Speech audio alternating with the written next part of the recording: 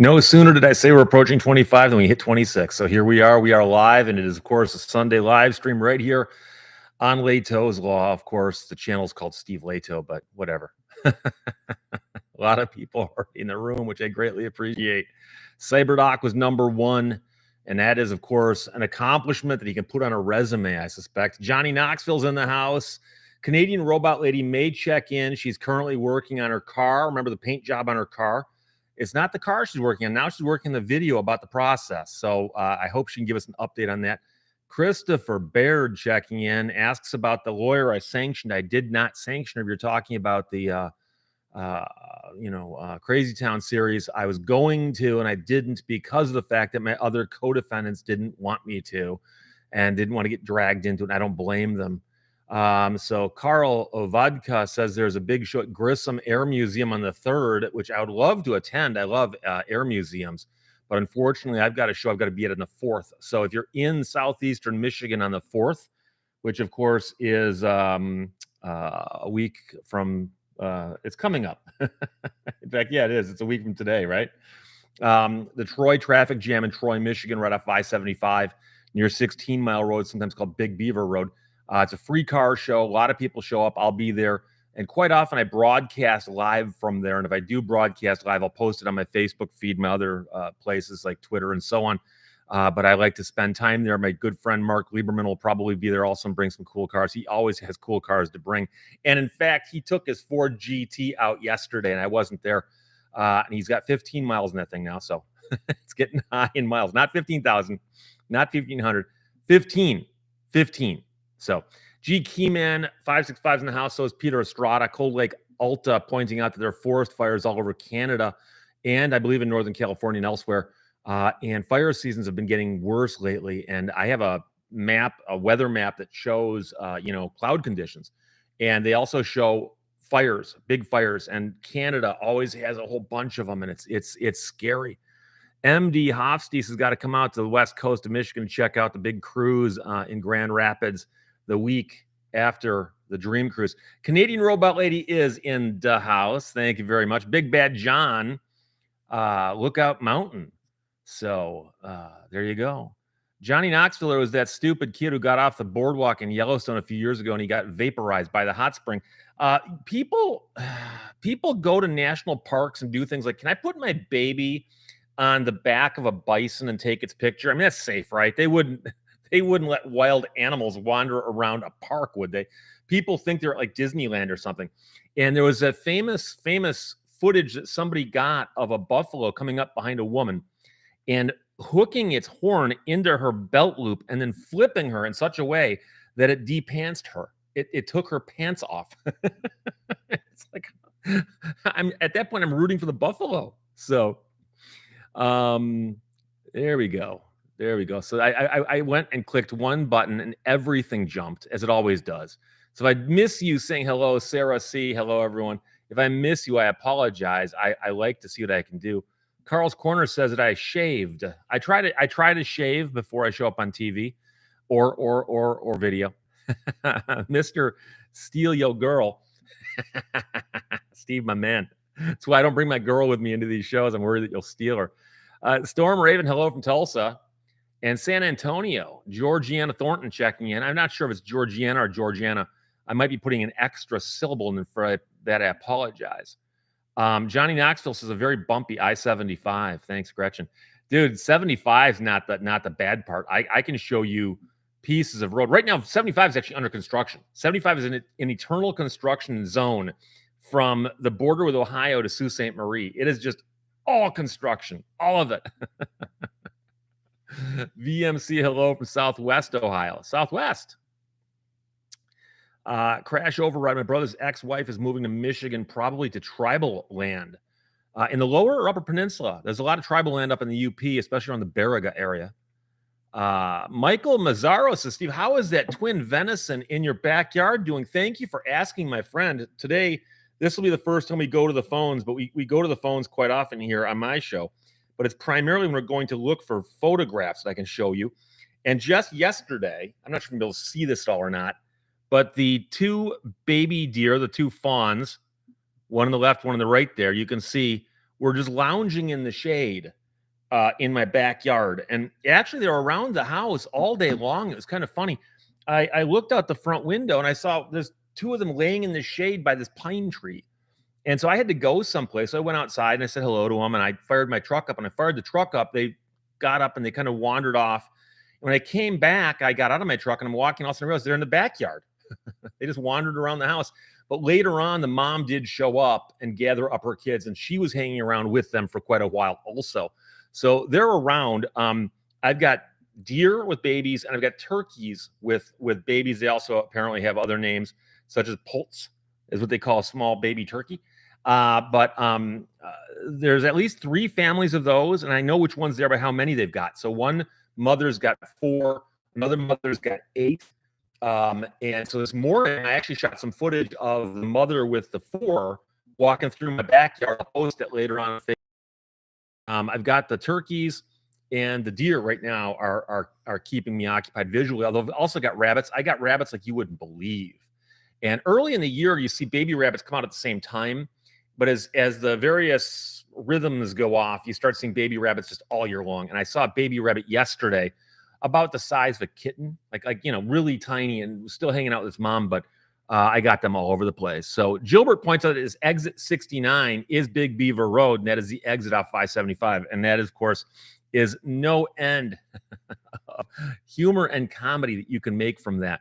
So Skull and Crossbones 65 says, good day from Northwest Queensland. I guess they probably call that NWQ also, maybe? Yes, no? Australia. Toaster. Hello, Steve. How do you think the boneless wings case would have changed if the wings were marketed as nuggets instead? Toaster. Hello, Steve. How do you think the boneless wings case would have changed if the wings were marketed as nuggets instead?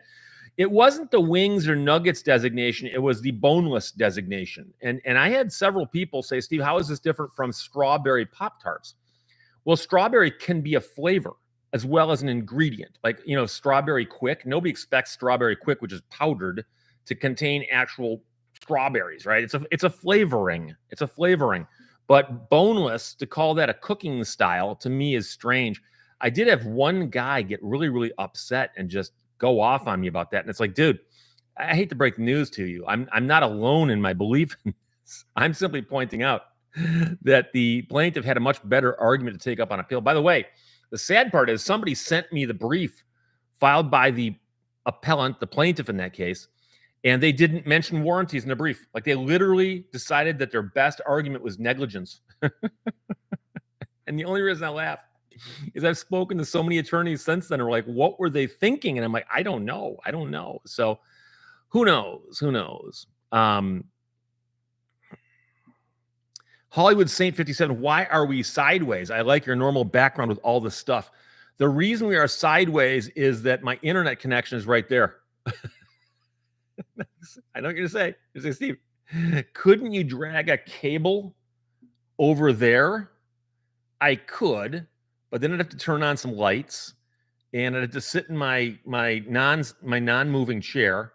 And so I don't feel as bad sitting here and moving my chair once in a while, because I'm sitting here for 2 hours. Okay, sitting in that chair for 2 hours might be an effort, but it just happened here.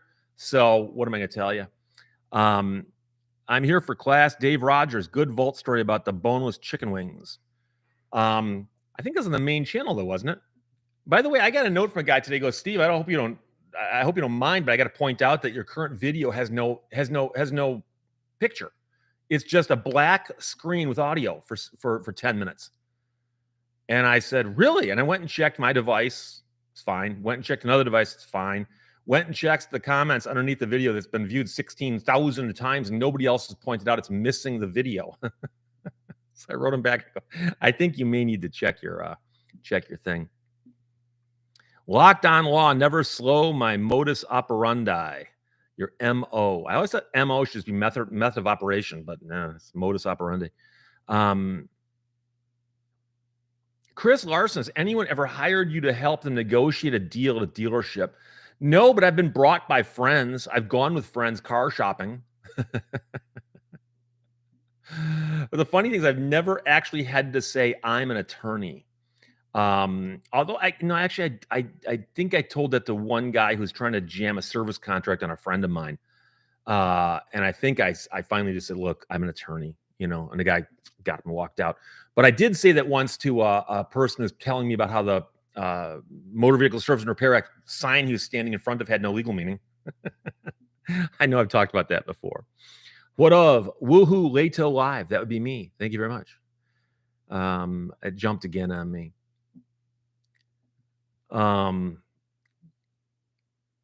Cold Lake Alta's calling out the Canadian robot lady for spelling humor with a U.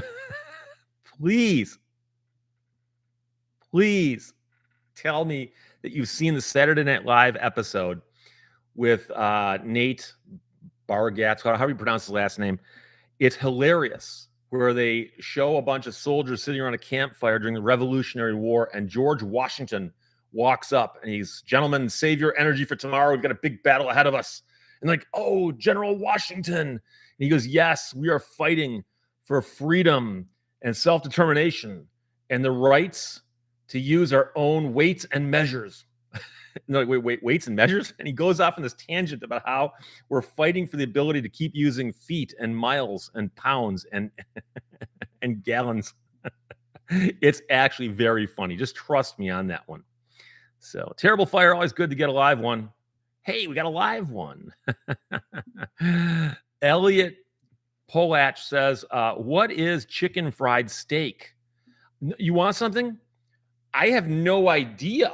I've had people tell me they ordered chicken fried chicken, and I'm like, at this point, isn't it like eating its own tail? Hey, David Domini Fowler's in the house. David, my good friend, says that humor does have a U in it. But David, of course, is the guitar player extraordinaire from the Aussie Pink Floyd show.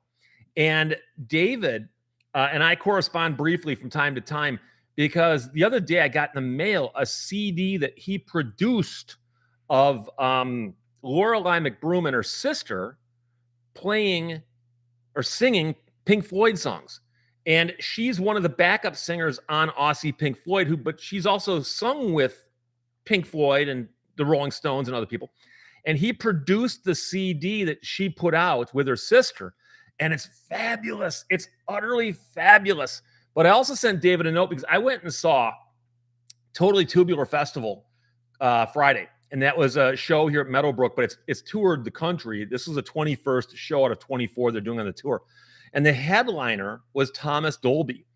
And of course, David, being a guitar player in a band, has a lot of equipment. And he's really, really into the technical stuff, the pedals, the mixing consoles, all the recording equipment, and all this stuff.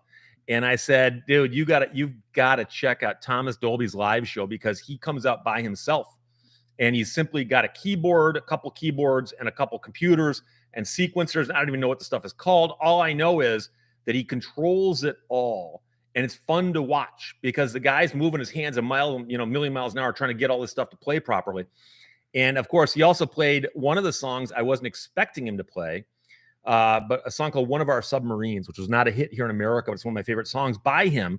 And he did do that song. And so I had a great time at the show. He was one of 7 or 8 acts that night, along with one of the guys from the Thompson Twins, the lead singer, and Modern English, and Bow Wow Wow, and the Plimsolls.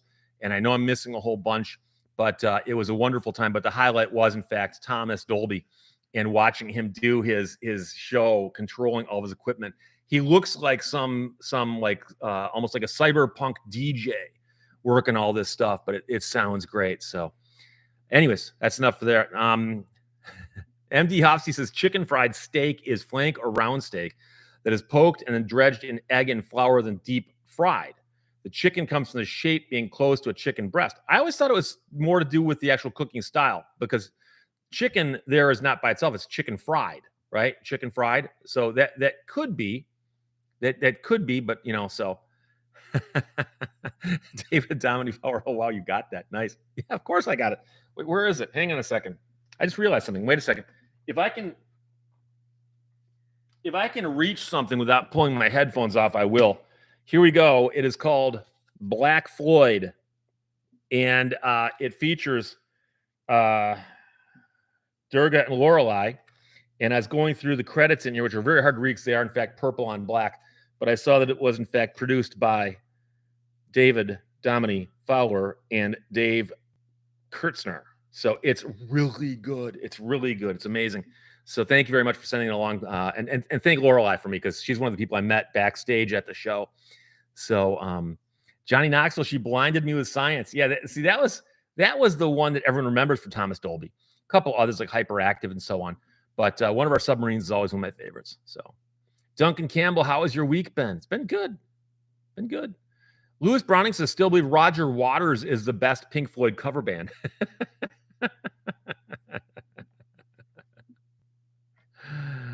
Oh, boy. Toaster says, thanks. My point on the wing versus nugget is that the majority opinion is based on the fact they thought that anything marked as wings, marketed, should be expected to have bones. That was my takeaway. That very well could be, but that's under a negligence theory because negligence has to do with who's at fault for something happening. Warranty theory has nothing to do with what anybody expects. It has to do with what you tell somebody. So if I tell you that I've got this widget to sell you and the widget has this quality, it better have that quality because that's what a warranty is. And there is no defense to a warranty that, oh, you couldn't count on what I told you, or you should know what I'm telling you is wrong. I mean, unless it's puffery, right? But if I give you an exact thing and I say I'm selling you, I give the example, if I'm selling you 1 pound of this and I deliver less than a pound, then it's a breach of warranty. That's, so but then again, that's warranty theory, which they didn't bother to use. Durf says, what was the name of the microphone that broadcasters use? If you're talking about something I said, the microphone that you cannot see right there. Wait, can I turn this just a little bit? I'll move it back, I promise. Right there. It's out of focus, of course, but that right there is called, hang on, right there. It's so hard to do backwards. Is called an Electro Voice RE20. And it is the most commonly used microphone in broadcasting, especially at radio stations. You'll see one, of course, on Frasier, the TV show, about a talk show host, and they pop up elsewhere. I think Rush Limbaugh had one that was gold-plated, that kind of thing. But every radio station I worked at, except for 2, used that microphone, and they're everywhere. So, Carl's Corner says the best cover band is Led Zeppelin, as they stole their hits. That's something I'm surprised more people don't talk about. But you can look up where they got their songs from, and especially in the first 2 albums, there was a whole bunch of stuff they just stole. And I think they thought they could get away with it because they were ripping off old blues artists. But they later on did have to compensate and credit the original writers of the songs. But it was kind of scary because I remember at the time people going, this stuff is so groundbreaking. It's like, oh, it's actually stolen. And I'll admit, I didn't know it was stolen until somebody pointed it out because I didn't follow old blues legends. So, oh boy. I saw one go by I wanted to ask about. Dave Beddoes, do you have an opinion on the Tucker convertible chassis 57? Yes. I think I talked about it in my book. Tucker never took steps towards building a convertible. Let's put it that way. And so that convertible has been kicked around in the news and it's been up for sale a bunch of times. And don't get me wrong, it's a beautiful looking tribute car. And it's probably what a convertible Tucker would have looked like. But it was never started by Tucker as a convertible, as a top secret thing for his wife or anything like that. That's no.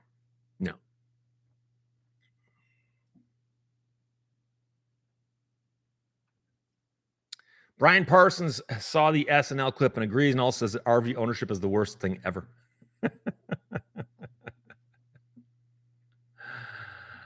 Oh, boy. So let's see here. Did I miss anything above this or no? I'm so bad at I get off on topics. Any interest in trading ribbon mics? I'm a recording engineer in Nashville. Would use the RCA on the shelf. I have an EV V2A if you want a deal. Unfortunately, if you're talking about the big one in the middle, that is on loan to me from a friend of mine. So it's not available for trade. But quite frankly, I like all my microphones, and I'm one of these collectors. I'm like, I stuff comes in, it doesn't leave. I'm gonna die with under a hoard of microphones. I've been hoarding microphones. No, but I appreciate the offer. If you have any picturesque microphones that don't work, but they look cool, contact me. I might be interested in buying them because I'm always looking for cool and interesting looking microphones. About 3 or 4 of those microphones were donated by viewers. And in fact, I got unsolicited one time, just a package in the mail. I opened it up and it's a brand new microphone that was new old stock, I think, but it's still in the original box from like the 50s. So I've still got the box.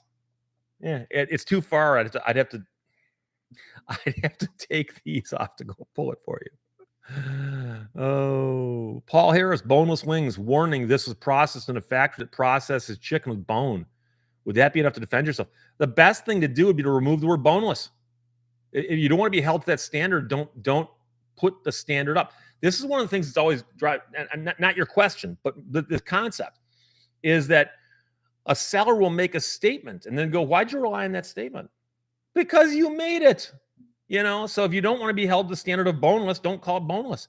There are places out there that sell wings, barbecue wings, So, you know.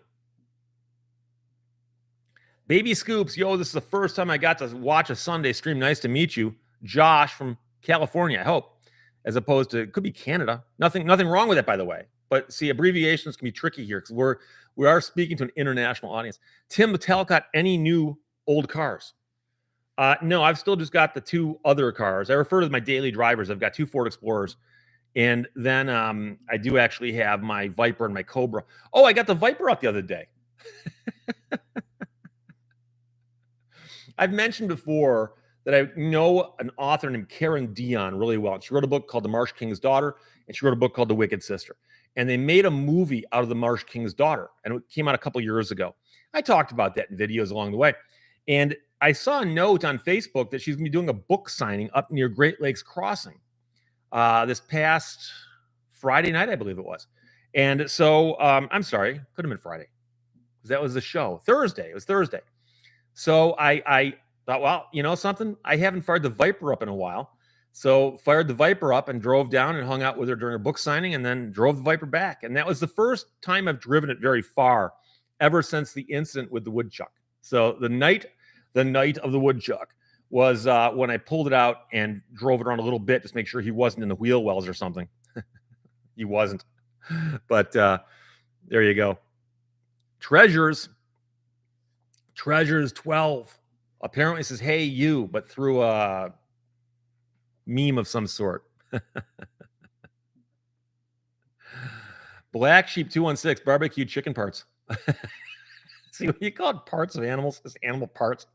Doesn't sound as tasty. Although chicken fingers, I never really cared for that either. It's so odd. I understand they're not real chicken fingers, but to call them that, I realize they're kind of shaped like fingers. But but then again, I guess chicken nuggets.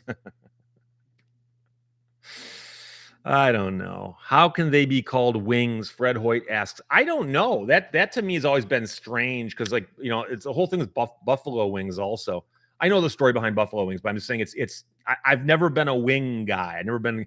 Oh boy, get me a bucket of wings. So,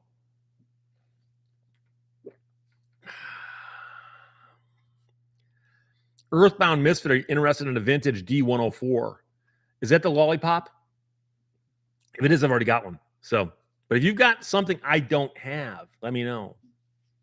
Lewis Browning, frog legs that contain no frog. What do they contain? Are they legs of other amphibians?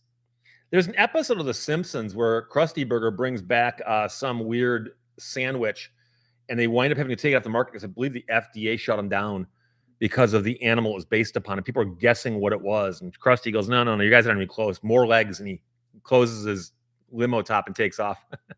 Had more legs. Makes you think it was like an insect or something.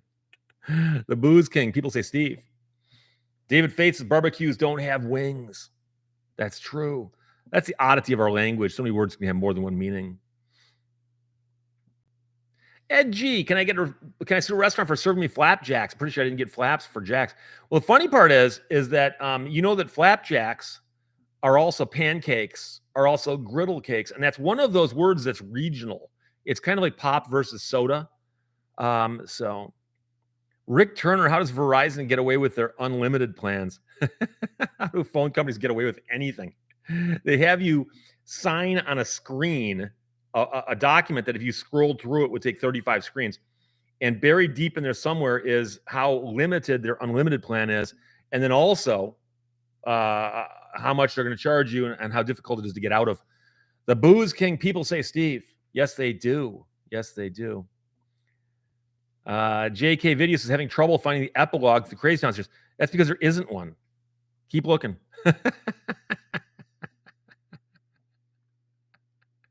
Canadian Robot Lady. It'll be back in a while. She's working on her MX3 video. And so I told her, I said, this one's a tough one, because she said, should I hang out with you in the live stream or go edit my video? And I said, quite frankly, it's a toss-up, because I want to see that video. I am beyond perplexed as to how you could paint a car with a roller and have it come out nice. That's just, it doesn't sound physically possible. So Dave Beddoes is 48 Hours is doing a TV special on Lizzie Borden. Are they really? I'll have to check that out. Yeah, I wrote a chapter about the Lizzie Borden house in my book American Murder Houses, which I do have a few copies of left still, by the way. But Lizzie Borden is an unusual case because, number one, the house is still there, even though the murders, plural, took place a long time ago. But she was found not guilty. Like that's one of the things that most people have wrong about that case. Is they go, oh yeah, she killed her parents, but she was found not guilty. Most people are convinced she did it, but she was found not guilty. And so I have a chapter on that. I'd be fascinated to know if they have anything new, because one of the problems that happened with that case was that the forensic crime scene investigation was not that good back then. And some of the evidence they have against her was, like, for instance, she claimed as part of her alibi that she'd gone into the barn to look for, I think, fishing sinkers, the lead weights you put on a fishing line to go fishing. And they asked her, where'd you go? Describe it to us. And they went and looked, and there was dust on the floor, but not footprints where she said she'd been, which, if true, sounds interesting. But then again, like, what kind of dust was on the floor? Was it thick? Was it thin? How well was it lit? And of course, this is just some guy who said, I went out and looked and there was no dust on the floor. So it was weak. And what's funny is I've had people criticize my book, usually because they think they know more than I do about something. They'll go, he got this one case all wrong. And it's always some person who's a true crime aficionado. And they may very well know more about it than me. But a lot of times I would go into these things and do an investigation and discover that there's some stuff that's not settled. And so you can argue all you want, but don't think that just because you disagree with me that you have as much evidence on your side as I, because I did look at all this stuff, and there's a few of these cases where we don't know what happened. And so I'm very curious to know if anything new came up, because what often happens, I've talked about this before, is someone will come along and go, I've got new evidence. They go, what's that? I heard that my great-grandfather on his deathbed said to my great-great-uncle, who's also gone now, that I did it. And then he died. Okay, that's not terribly useful that you have hearsay evidence through two people who've died. So, and everybody wants to solve these things, but very rarely does a case from that far back ever get solved. Nowadays, a crime that occurred in the 80s can get solved with DNA. A crime from the 1800s, not so much. Mr. Smile asks a political question with the Hunter Biden case. How can someone who doesn't have a felony, not on a gun, but be stripped of his rights because he answered he's not a drug user? No offense. I don't understand the question, but quite frankly, I've not followed the Hunter Biden case, so I'm not even sure about that. So I apologize. I don't know much about it. I try not to talk politics here either. So if your question contains the phrase or words Biden, Harris, Trump, Vance, or Whitmer, I prefer not to go there. So David Dominic Fowler says, make a prediction about what Hertz could do next. Hertz is going to have you arrested for driving a stolen vehicle. But then after the police arrest you, they're going to send a tow truck to your house and grab one of your cars. How's that?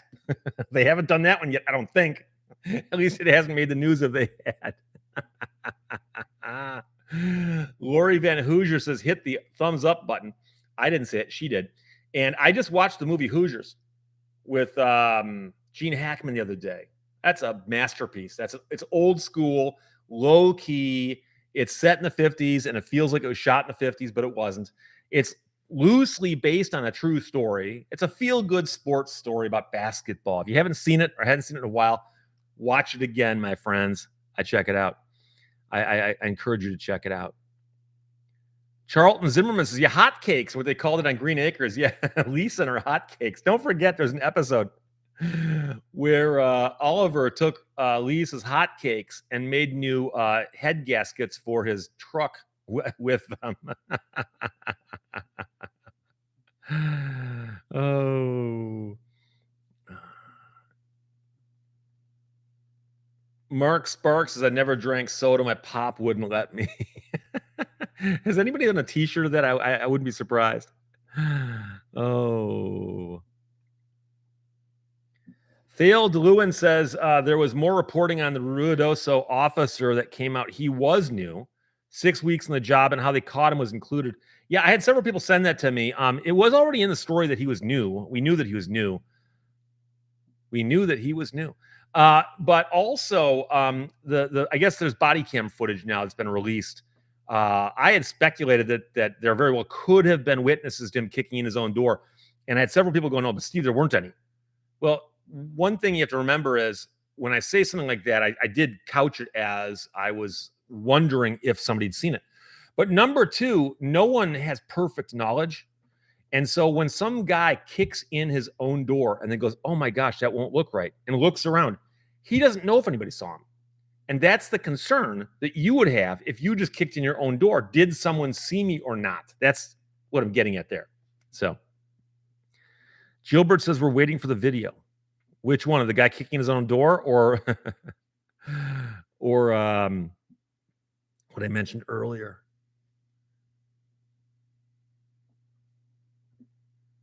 Not a banned account says skipped super chats. Where's that? Hunter Biden case. Oh, not a banned account. Sorry. I apologize. I've mentioned before these things skip on me from time to time. What I'm talking about is the feed over here. And as I'm scrolling down, it'll sometimes jump on me, and I got to make sure I didn't miss one. So I apologize.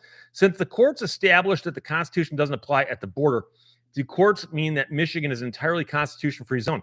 Well, I just did the video that just went up about how a court has now said that the Constitution does apply at the border when it comes to your electronic devices. So, but that was a problem because they were saying that not only is it the border, but it's so many miles in. And it turns out that would contain almost the entire state of Michigan, depending on whether you considered the bottom of Lake Michigan as a border or not, because it seems to be kind of choked off there at the straits. But that's an interesting question. A lot of people have raised that. Thank you very much. Johnny Knoxville says you could have bought Neil Peart's Cobra for a cool $1.2 million with a 289.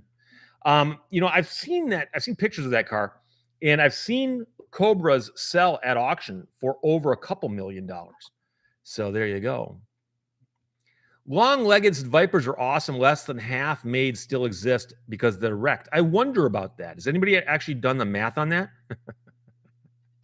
I do know that there was a joke going around about how many of them were wrecked very, very soon after they were purchased because people didn't take the time to learn how to drive them.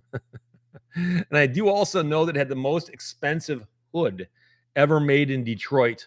And I believe even if you bought one brand new and they're still making it, if you needed a new hood, they're like 20 grand because it's an entire clamshell that flips forward and it's one gigantic piece of fiberglass.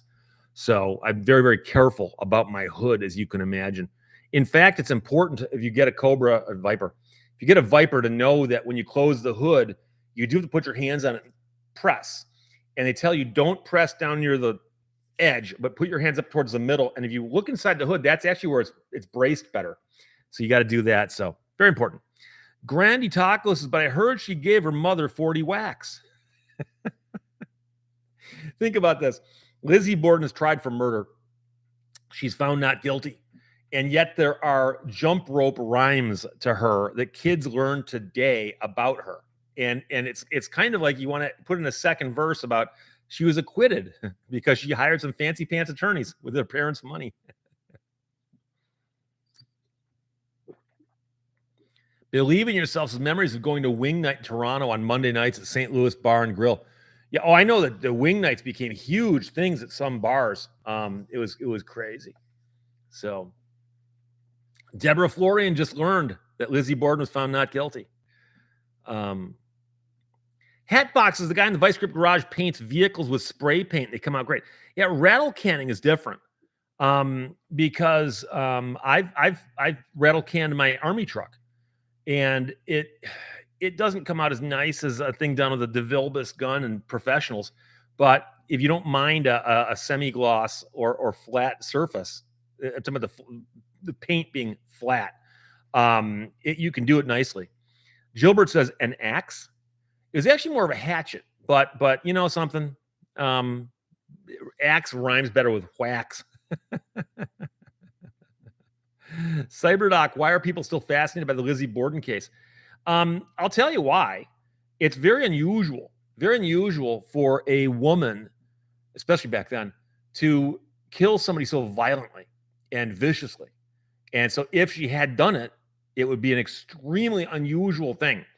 And I don't mean to be sexist here, but this is actually true. Most mass murderers are men. Okay. Most mass murderers are men.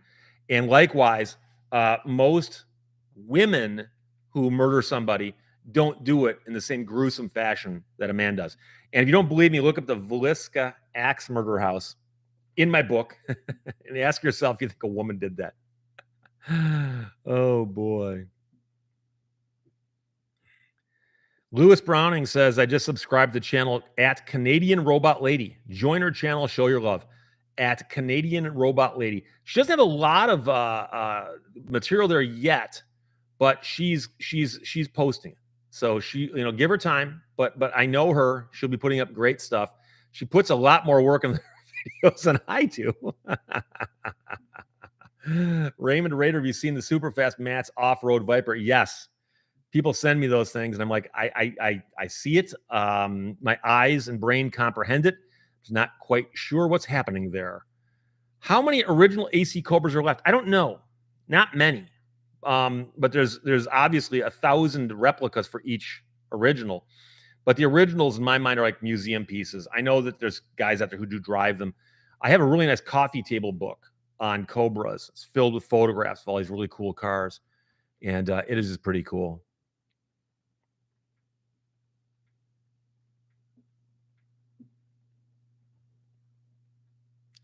Elliot Polach says, what's your opinion about how fast the house was torn down in the Idaho 4 student killings case? Crime was November 21. House was raised on December 22. I did not know that, but assuming that's true, because I'm sure it is, there's always an argument about a scene of a crime and evidence, right? But the question is, how long do you have to preserve it? And how long, let's suppose you take everybody out of the house and you seal it up and now it's a crime scene. Do you have to preserve it for more than a year? Because presumably, if you let the defendant get his experts in there and they can examine it and everybody can record all this stuff, eventually it can be torn down. That's what the dates you're giving me there are. It's a little over a year. As you know, I'm sure many places of homicide like that are torn down. So Deborah Florian, the Institute for Justice rocks. Yes, it does. Thank you so much. I like them a lot. Humberto, can you get fired for speaking with a robotic voice on purpose? Can you get fired? Depends on where you are, because generally speaking, you can't get fired for just speaking funny. But hey, whatever. Rick Turner, do you have any of your books in audio? Yes, American Murder House is available as an audiobook, not read by me though, read by somebody else. I've had people ask me, why don't you put your own, do your own audio for those? And number one, just the thought of reading one of my own books out loud for that long would be a nightmare for me. Number two, I have a tendency to start reading too fast, and it's better done by professionals. and I forgot the guy's name, but they got a voice actor, a guy from Broadway, I think, to come in and read my book, and he did a great job of. I listened to it. I'm like, whoa, this sounds fascinating. And there goes, oh wait, I wrote this. Fly, Chomper, fly. Do you drive a manual, and what do you think of how those are going to be obsolete? Well, I'm glad you asked me that. My Viper, of course, is a 6-speed standard shift, as they call it, and my Cobra is an automatic, and I get grief about that. And here's the thing: I like driving both cars. The automatic can shift faster than a human can, and it does quite well for me. The Viper is a 6-speed and is a workout because you're working the clutch and the shifter, and it depends on where I drive. If I'm out in the country on country roads, they're both a lot of fun. If I'm in bumper to bumper traffic, I want to get out and walk after a little while in the Viper, just because it's a pain. I mean, it's but don't get me wrong, I like them both. I try to plan where I'm going to go and which one makes the most sense. Of course, the Cobra's got no roof, so if it's going to rain, I got to take the Viper if I'm going to take a vehicle out that day. So, David E. Persons, hey Steve, it's been a while. How you doing? I'm doing very well, my friend. Thank you for checking. I love seeing familiar names when they do pop up, and I recognize your name as well. Rick Turner, you could use the robot lady to read them. That's interesting. I wonder what she'd charge me for that. She's a professional voiceover artist who is a robot, according to a professional who told me that. Oh boy. Gilbert, how many clutches have you put in the Viper? None. I'm in my entire life, I've owned more than 20 cars. And I did the math a while back, but I forgot the number was 23, 24, something like that. And a bunch of them were manuals. So all of the 84 Dodge Charger I talked about driving cross country in my Vault video on Friday, that was a manual. The transmission blew up, but the clutch was fine. 2 more after that were both manuals.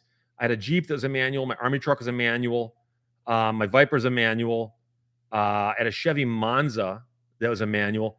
And I've never, ever had to replace a clutch. I had a clutch cable snap on me one time where I was driving along and I went to push the clutch and I was like, and the clutch cable snapped, but never had to replace a clutch. So the interesting thing is the Viper puts out so much torque. What's even funnier is the question is, have you ever stalled the Viper? And the answer is no, you can't. I don't think you'd actually stall that thing. I think it'd always climb out of whatever you put into. Oh boy. MH08, you're going to do the intro and outro for her videos. I hadn't even thought about that. That's funny. I'd be happy to if she wants me to. Welcome once again to the Canadian Robot Lady. Here she is, Canadian Robot Lady. I wonder if she'll use her real name, though. I don't know. Oh, boy.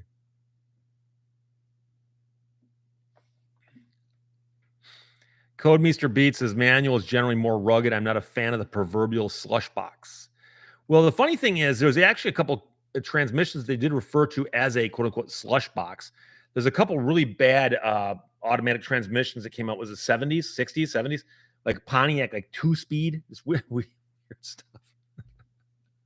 I could be wrong on that. But, oh boy. Alan Brown Sr., I love the story of your trip to California with your brother. Boy, did you look young in that posted photo. I will admit that I actually debated whether I was going to put that on there or not. And the reason I did is that the reason I debated it, that is that I'm standing in a picture actually with 3 of my brothers. And I've got 2 more brothers who aren't in that picture. And it was a long time ago, 35 years ago. So yeah, I looked young because I was young. Chris Sinclair says the Institute for Justice seems to ignore child rights. The Institute for Justice focuses on constitutional rights. So if you have a constitutional rights question that involves children, they would be happy to do it. But if you bring them a case about children's rights, has nothing to do with the Constitution, they won't do it because it's not what they do. And so don't blame them for sticking to what they do. What they do is constitutional law stuff. So that's all I can tell you about that.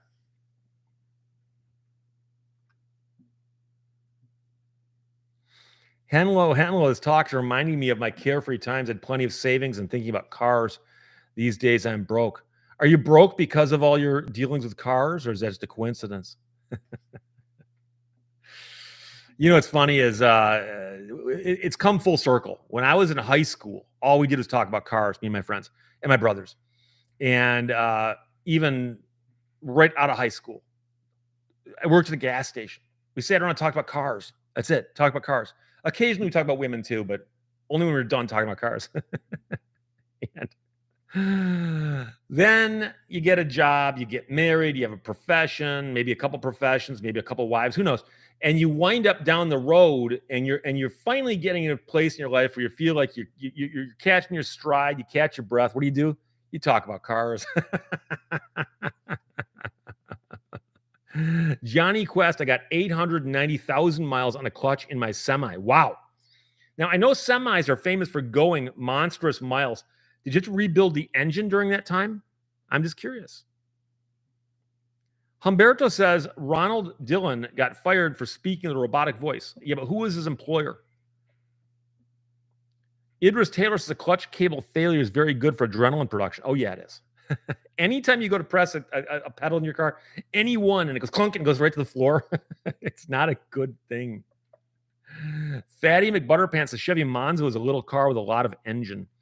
The one I had just had the Iron Duke in it. So it wasn't a big engine. You could get them the bigger engine, I think, but it was pretty reliable. And I bought it pretty cheap off my brother, drove it for a ton, and then, believe it or not, sold it to my uncle. My uncle bought it from me. And I'm sure he kept it on the road because he was a mechanic. Same one I talked about either last week or the week before, who could diagnose a car over the phone by hearing it. Stick the phone out the window. I'll listen to it. Dale Gribble says, hello, I watch your videos to wake me up. As long as you don't watch them to put you to sleep, but I've had people tell me that too. Joe Donaldson says, I tried to establish a Mennonite community in Canton, Texas. I got run out of town by a judge, rubber stamping injunctions. Church is now vandalized. I'm sorry to hear that. Unfortunately, there are situations, and I don't know much about yours other than the idea that somebody who wants to spend a lot of money can make your life difficult by hiring attorneys and having them do stuff like seeking injunctions and so on. And unfortunately, some judges will grant those willy-nilly, especially if they know the attorneys, meaning that if you've got a local attorney who knows the judge, it's going to cost you a fortune to deal with it. And I wish it wasn't true, but it is. Marian K. Cavusi says, is it true that it's better to have a manual car as a way to prevent auto theft?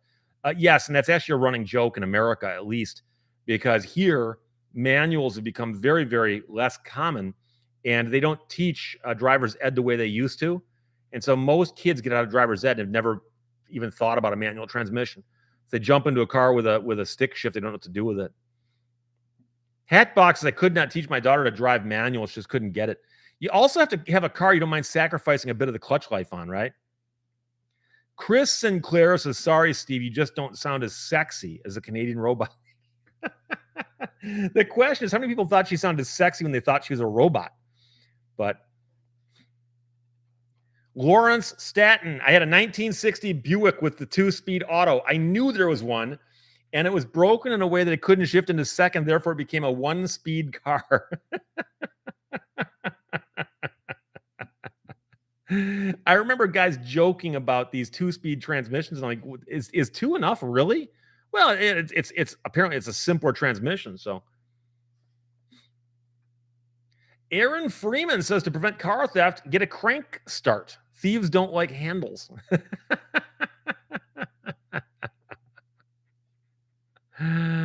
Jeopardy 4100 says, Steve, Chevy Monza, say it ain't so. The Chevy Monza was not a bad car. I drove it when I lived in Bad Axe. That's one of the cars I had in Bad Axe. I drove it for quite some distance too. So, people, I'll mention a Ford Explorer to give you an example. And people go, oh my God, you own a Ford Explorer. Are you stupid? I've owned 5 of them. and they've been great cars. I think it's six actually. They're great cars. Every single one it has great. Nothing goes wrong with them. The ones I have. So if you've had a bad experience, great. But what's funny is I've had people go, well, I heard they're junk. Have you ever had one? No. Okay, well, unless you've owned one and had a problem with it, don't criticize my acting on my own life experiences, because it turns out it works pretty well for me. Blade Man 7 said, the dealer said, we have some cars go hundreds of thousands of miles without replacing a clutch. We have others that come in every 10 to 15,000 miles to replace a clutch. Depends on the driver. And I suspect that is a big part of it. Some people just never learn how. My uncle, the mechanic, told me that as well. He said that there were people kept bringing their cars in for clutch replacements. It's like, I mean, technically, it's a wear item, but it shouldn't wear out that fast. So, it jumped on me again. For the two says civil asset forfeiture context, the owner is deceased. Are you asking me what happens if the owner becomes deceased before the forfeiture is resolved? Don't forget that legal actions can continue on behalf of descendants or heirs if they would inherit in a situation. It's like a wrongful death suit. Somebody's in a car accident and they get wrongfully dead. Their heirs can bring an action for the wrongful death. So Jerry Kaminer says, do you come up to Flint for Back to the Bricks or just stick with Woodward? I stick with Woodward for a couple of reasons. One is that to get out of Woodward and to get up to Flint would take so long. And number two, Back to the Bricks did something I disagree with. For marketing purposes, they decided to do their show on the exact same day as the Woodward Dream Cruise, the largest car show on earth. And so 98% of the people are going to go to the Dream Cruise. And I heard from people who said, well, yeah, Steve, for the people who don't want to go there. Okay, great. Then you have a show for the other people who don't want to go there, and you're going to get what you're going to get. And don't get me wrong, I love Flint. I love downtown Flint. In fact, the bricks down there are great. The Crim Road Race starts and ends on that street. I love downtown Flint. I'd love to go to a car show there. But for instance, this year at the Woodward Dream Cruise, my understanding is there's a good chance that Jay Leno is getting his turbine car back. And I'd like to be there for that. So I'm not going to skip Jay Leno getting his turbine car back at the Dream Cruise to attend a car show that was intentionally put to conflict with that same date. That's about 45 minutes to the north. But again, that's a choice that they made when they booked it that date, and they did that on purpose. And so this is what happens: is I if they did it the next day, I'd go. But no, they don't do it the next day. They do it the same day.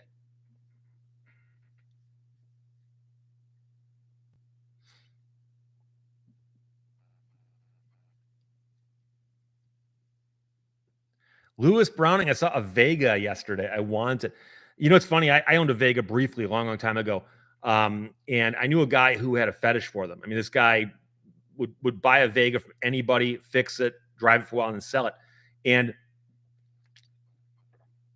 it's just a disposable car. But because they're so inexpensively built, they're simple. They're really, really simple. I don't think there's a lot of them on the road anymore. But it was such a neat, they're neat little cars. I mean, you don't mind a little car that was built simply and sold for like $1,800 or something. So, Earthbound Misfits of the Monza was available with a V8. Yeah. That sounds like a lot of fun. Buckshot, I have your turbine book. How would I go about getting it autographed? Well, if you ever meet me, I'll sign it. I've had people mail me books and I mail them back. But I don't know. It seems like a lot of money and work. I don't know. I'm happy to sign it, but Tom Tompa, what are your thoughts on a new 1,000 horsepower Corvette? Well, a bit underpowered, but maybe we can tweak it.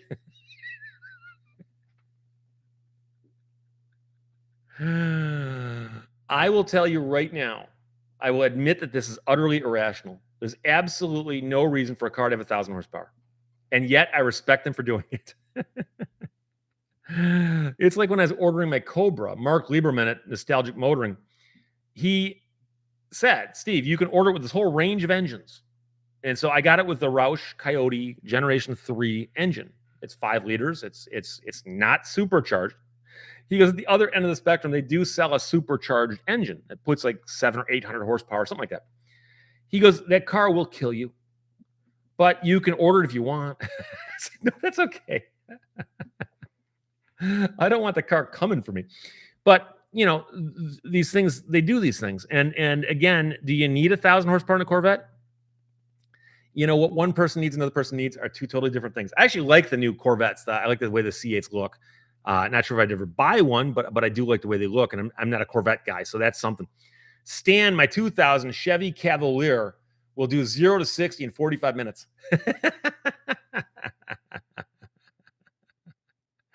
Redneck Coder, ever listen to the Under the Hood show? No, I don't think I've ever heard of it, but there are a lot of car shows that I've not heard of. So Scott asked when you're going to buy your Winnebago and travel the nation. That's of all the goofy ideas I've thought of, that's one of them. It would be buying some beat up old RV, but one that I could make run and just driving around in it, and like, I don't know, doing appearances or something. Oh, for the two says I'm way behind in the chat. Yeah, that's what happens. I'm sorry. I'm scrolling through these, and I try to catch up. But what happens is if I move the chat with my mouse, it stops there, and so I miss the modern stuff. Chuck Whitehead says NASCAR only has 550 horsepower. Henry Nissen says, "Hey, wait, Jay's getting his turbine car back, and I won't be there. I'm sorry. You should have told us earlier."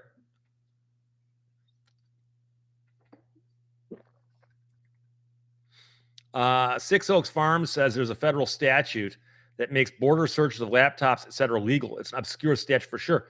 Yes, but a court just said it doesn't matter. If there's a statute that says that, it's unconstitutional.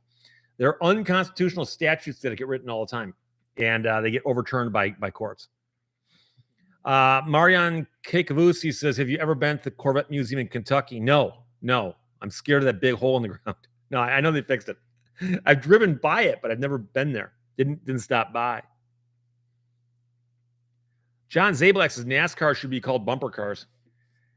They actually should stop calling it stock car racing. It's haven't been stock in so long. T Cash, hey Steve, is the term wet signature needed? A new saying. I've had banks where they won't accept DocuSign, so they need a wet signature. It's not so much. This is a fascinating topic, but to sign something only requires that you make a mark intending it to be your signature. So you could, as long as it's not deceptive. So you can draw an X, you could draw a Y, you could spell out your name, you could draw a straight line. Any mark you make that you intend to be your signature is your signature. But we also know, unfortunately, that if you make a mark that doesn't look like the last time you signed something, someone's going to go, that's not your signature, even though you intended it to be. So somebody who's worried about people trying to back out of signatures are on the lookout for that. And the problem with DocuSign is, arguably, I could say, I lost my phone last week. And now you're telling me that while my phone was lost, somebody opened up my email and DocuSigned a document I never saw. And you can't prove otherwise. And so I can picture them saying, we need it. And that's the whole purpose behind having notaries, is a notary witnesses your signature. That's all they do. They don't vouch for the document. They just witness your signature. Say, yes, this person stood here. I identified them, and they appear to be who they purport to be. And so a bank not wanting to a non-live signature, the wet signature, I've heard that phrase before. But I can picture a bank in particular, depending on the document, saying that.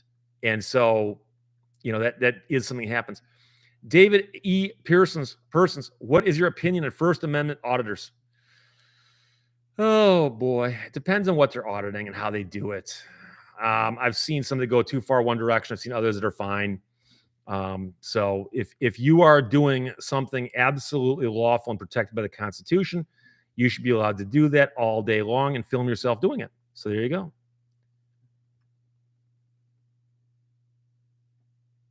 Rose Winter's got the mathematical formula that RV is already at half its life, or at half-life of its existence when you purchase it new. Probably it's at half value the next day too. Six Oaks Farms, though, says, yeah, but couldn't the Supreme Court overturn it because of congressional intent? No, you have to understand something. Congress can't overwrite the Constitution unless they amended the Constitution. And there's ways to amend the Constitution that are described in the Constitution. So Congress has passed laws before that have been struck down as unconstitutional. Doesn't matter what their intent is. And so that's the bigger question, is whether or not it withstands constitutional scrutiny in that matter. For the two, this is boneless stock car. What's the difference?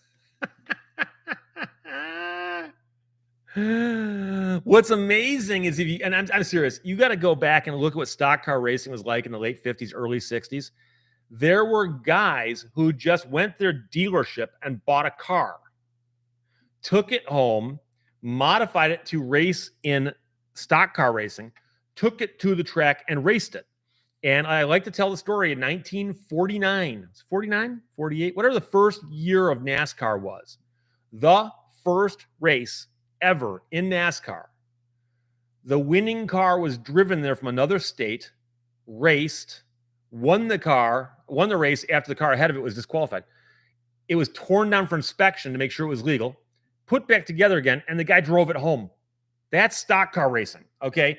Now that you've got these cars that don't look like cars, that have got, bodies that are custom made and racing frames, and don't get me wrong, I know people are going, but Steve, half that stuff is safety. The early NASCAR cars also had things like roll cages in them and so on. So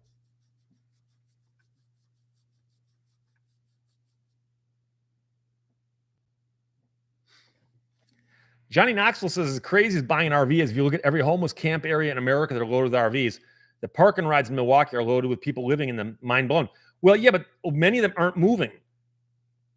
See, what happens is someone buys a brand new RV for like $150,000. They buy it, they get the walkthrough, then they take it home and they take it up north. They take it up north that weekend.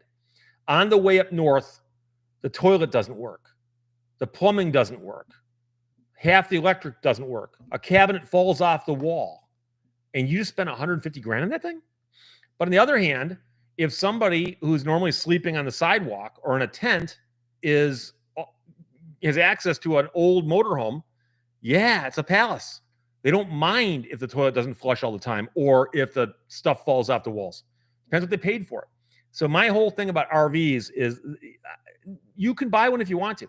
Just understand what you're getting yourself into. It's kind of like after the hurricanes, the bad ones like Katrina, they brought in all kinds of stuff like that, or modular homes. And many of them as temporary homes were fine, but they weren't exactly up to building codes as far as that goes. Dan Boyd says, I had a mobile notary come to my house to witness the signing of the deed for my house, which makes sense because that's such an important document.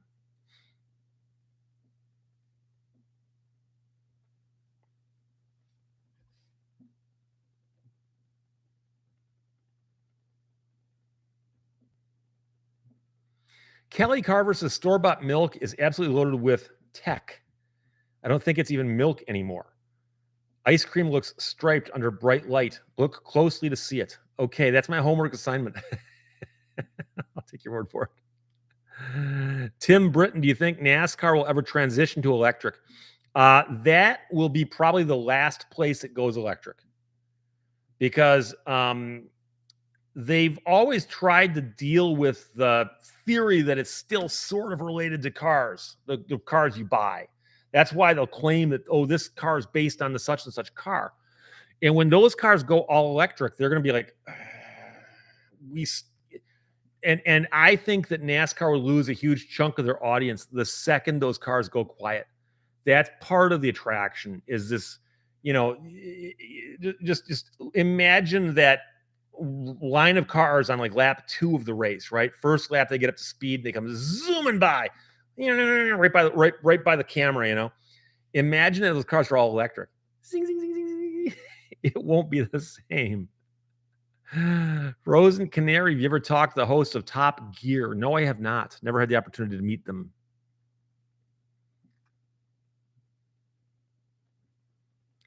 Dead Fish Cheese Spread says, I'm an RV repair tech and confirm they are garbage. I feel sorry for you also if you're an RV repair tech, because you can get a job working as a mechanic someplace and work on cars, and every car is a little different. But an RV, not only do you have to know how to fix the part underneath that motivates it around, but you got to do like plumbing and like residential electrical, and then like, oh, by the way, the roof leaks, and it's not the same as when a roof leaks in a car. So the job you've got ahead of you as an RV repair tech is like almost like infinite compared to what an automotive one goes through. Um, Believe in yourself points out though that if NASCAR was fast before, imagine what it could be with electric. That's true, but remember, speed is not the main thing. Because when cars get too fast, NASCAR slows them down. Restrictor plates, right? And right now there's guys getting chills, and I deleted a word in front of chills. But the guys are getting chills because I just said the word restrictor plate out loud, and you know, at one point in time they're trying to make the cars go fast because this isn't, in fact, a race. And Bill France, like, oh, by the way, guys, restrictor plates. And somebody pointed out that, like, well, these guys are still beating us. Okay, they're going to have more restrictor plates than you are, and now suddenly it's handicapping, and so the idea about it just being pure racing ended about 1969, 1970.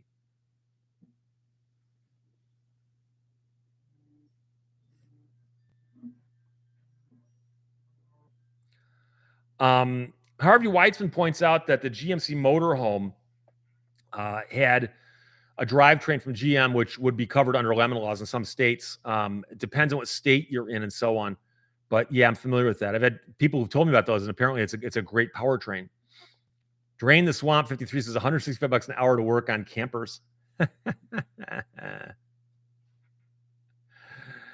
And Sursify says, here in Florida, we've got tons of broken down campers in residential neighborhoods. My neighborhood is very expensive, but the junk around the corner. Oh, I can think of what's amazing is how this stuff becomes part of the landscape. I can think of, depending which way I leave from my house, where I can drive by 3 or 4 campers that haven't moved in 5 years. And a couple of them aren't on pavement, meaning they're sunk into the ground, and they're sinking a little more each year.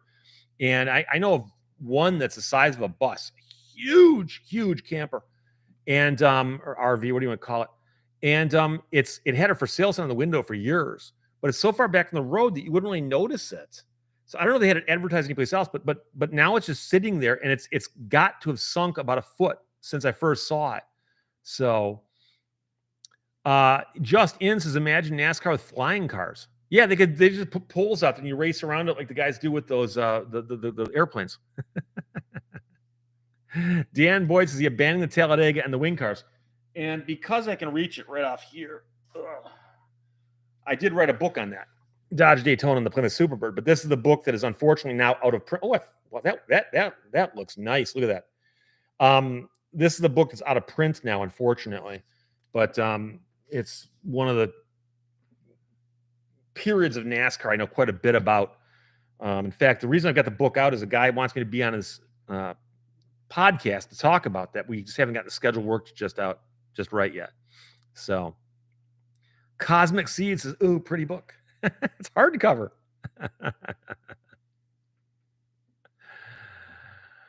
Oh, Sam as I am says they were holding an EV version of the Long Beach Grand Prix, but fans who enjoy being deafened weren't impressed. And the question is, were they replaced by fans who enjoyed the electric sound or not? So I have a sneaky feeling that it's not going to be a great overlap. That's one of the things that NASCAR's got going for it, is that they've got this huge audience that has always loved what they do, and they know who their audience is. I don't blame NASCAR for doing anything they do, by the way. I just don't care for it because of how they've drifted in the direction they've drifted. Gilbert's barstool racing. I've seen a few high performance barstools in my day. Code Mr. Beats is in 1889. A guy set the land speed record in an electric car. What was actually in the 1880s? Like 40, 50 miles an hour. I'm curious about that.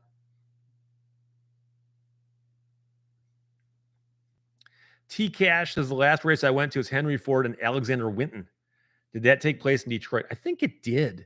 There were a couple famous races that Henry Ford actually did himself, which is, talk about being a crazy test driver, doing your own thing.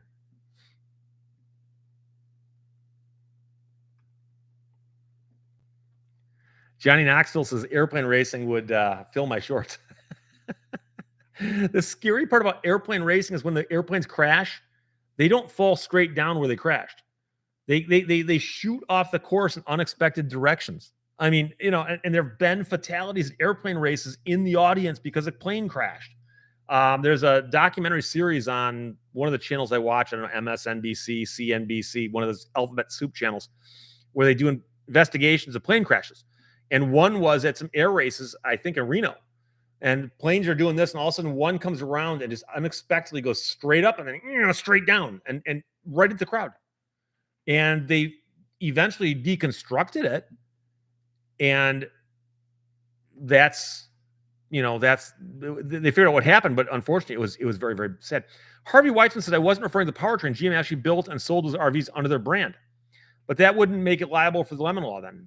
What makes it liable for the Lemon Law is if it's a vehicle being built for passenger use, and an RV wouldn't be considered that. Doesn't matter what brand it is.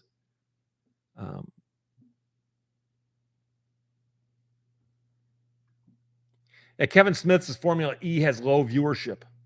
I wonder what happened if they overdubbed it with the sound of big throaty V8s.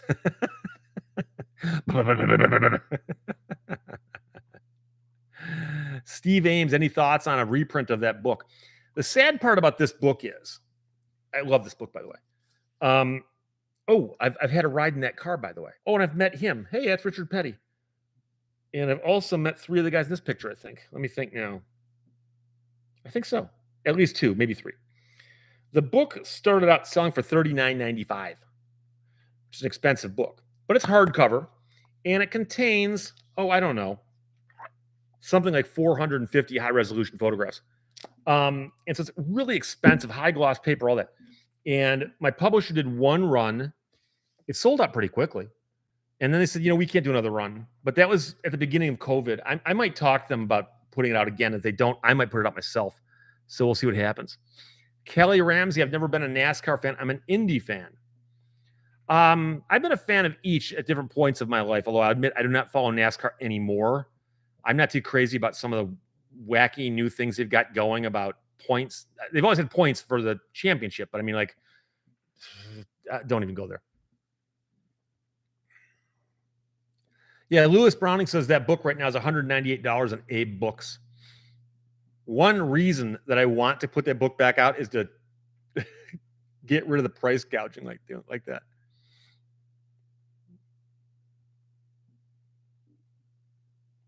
Johnny Knoxville says on the Into Deep Boating channel, Gus the Kid bought an RV for $4,000 and had to fix it on his way home. $4,000, I'm surprised it moved under its own power.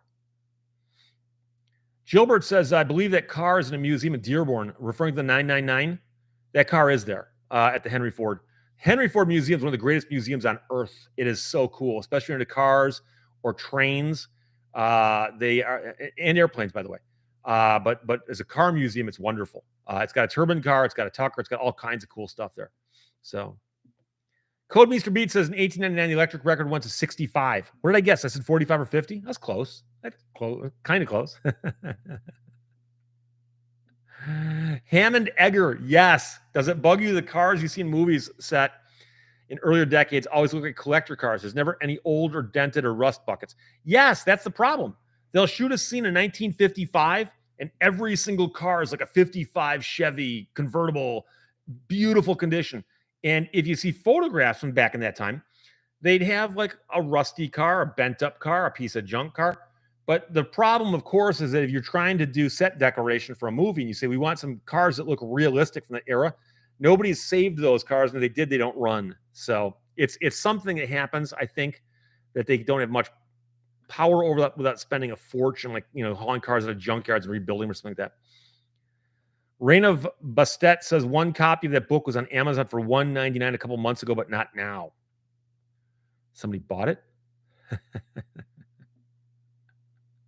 Scott asked, were the engineers at Boeing the same engineers that spec'd the Titanic submarine?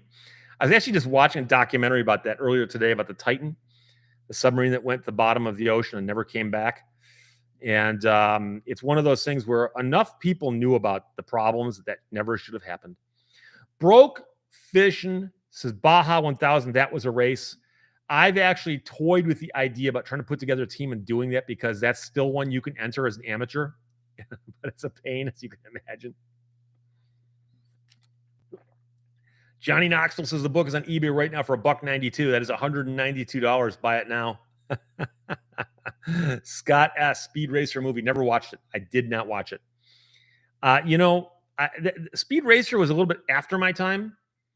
I'm talking about the cartoon, but I never cared for it. So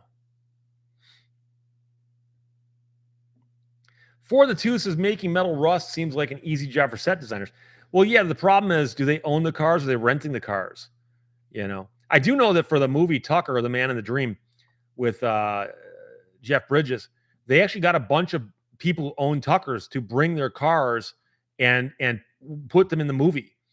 And a lot of people in a couple scenes where there's more than one Tucker moving, those are the actual owners of the cars driving their own cars in the movie. Because even when that movie was shot, those cars were worth a lot of money. Now they're worth even more. Yeah, NS Geeks is James Cameron himself told the guy his sub was an accident waiting to happen. Yeah, one of the many people who said, dude, this is not going to work.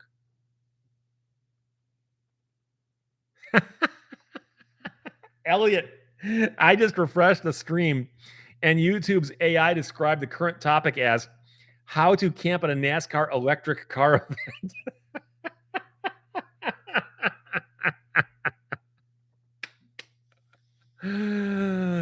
For April 1st next year, that's going to be my topic. How to camp at a NASCAR electric car event. Because the title alone will confuse enough people who want to watch it. Rex Voucher, what would be the refueling rules in NASCAR? I don't know. The question is, if they can't make it 500 miles, what do they do? Swap the batteries? Or they actually pull into the pits for 45 minutes and top them off? Oh, Jason Finch, Dr. Salty. Hey, Steve, happy to catch the live stream. Thank you. Harvey Wiseman says, you missed my previous question. Why is the U.S. Coast Guard allowed to board and search any vessel in the U.S. without a warrant? I've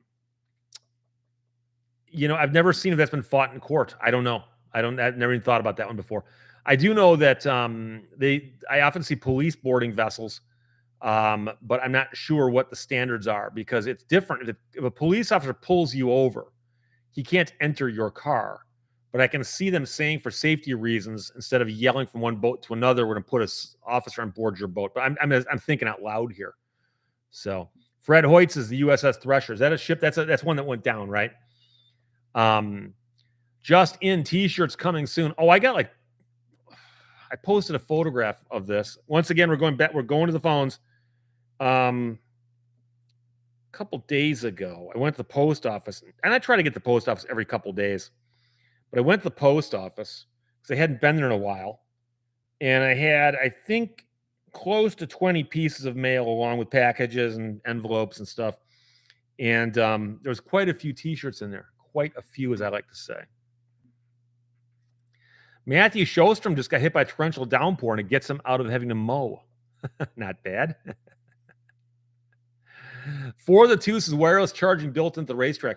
What they should do is make slot car racing at Daytona, where the slots are all the way around. And what you have is places in the track where you can change lanes, and you'll briefly be without power from one slot to the next.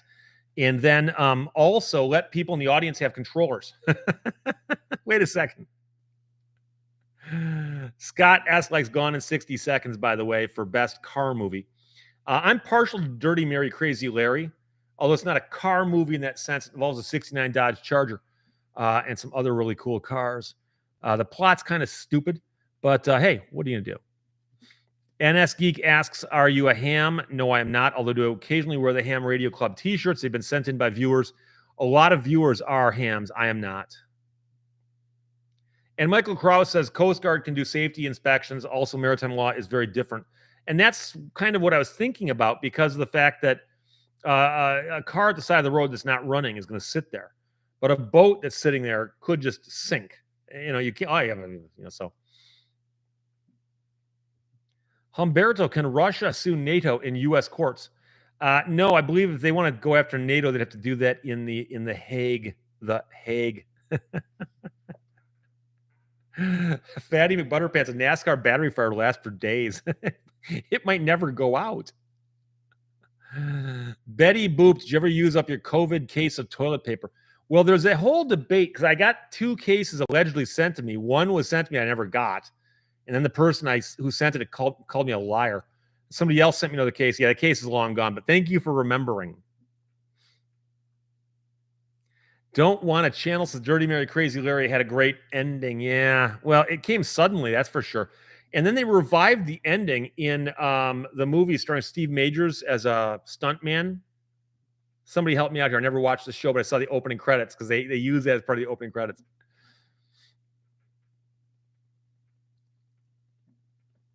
NS Geek, if your boat sinks to the dock, are you still responsible for the slip fees? Probably until you get your boat out of there, as well as any cleanup fees that they're going to dump on you for that. Harvey Wiseman, maritime law is allowed to violate the Constitution. Well, I don't know if the Constitution guarantees that your boat has rights. What you're probably thinking about is the reasonableness of a search. And the question is, what is reasonable on a boat versus what is reasonable not on a boat? And the courts have to address that. Alan Brown Sr. would be driving the Cobra at the next gumball rally. No, I can't afford to do stuff like that. I've had people ask me, hey, why don't you hook up with your guys over at VinWiki or something and get on one of those teams and do a gumball rally? Well, if I did and I got a ticket for doing like 150 miles an hour in another state, it wouldn't look good. Even at the Michigan bar, who'd look at it and go, Steve, you can't do that. Fatty McButterpants is the fall guy, as does Larry's Dinner, Johnny Quest, Mark Sparks, and everybody else. I don't know why I couldn't remember that. Couldn't remember that. Believe in Yourself agrees. Dirty Mary Crazy Larry was a great movie. Cyberdocs, Steve Austin, Lee Majors.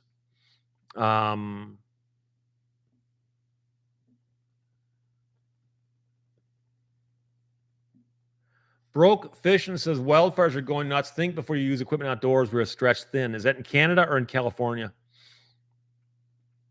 Dead Fish Cheese Spread remembers the 1963 Chevy Cheetah. And yeah, there's a lot of debate about that. It says, he says designed to beat the Cobra, but didn't.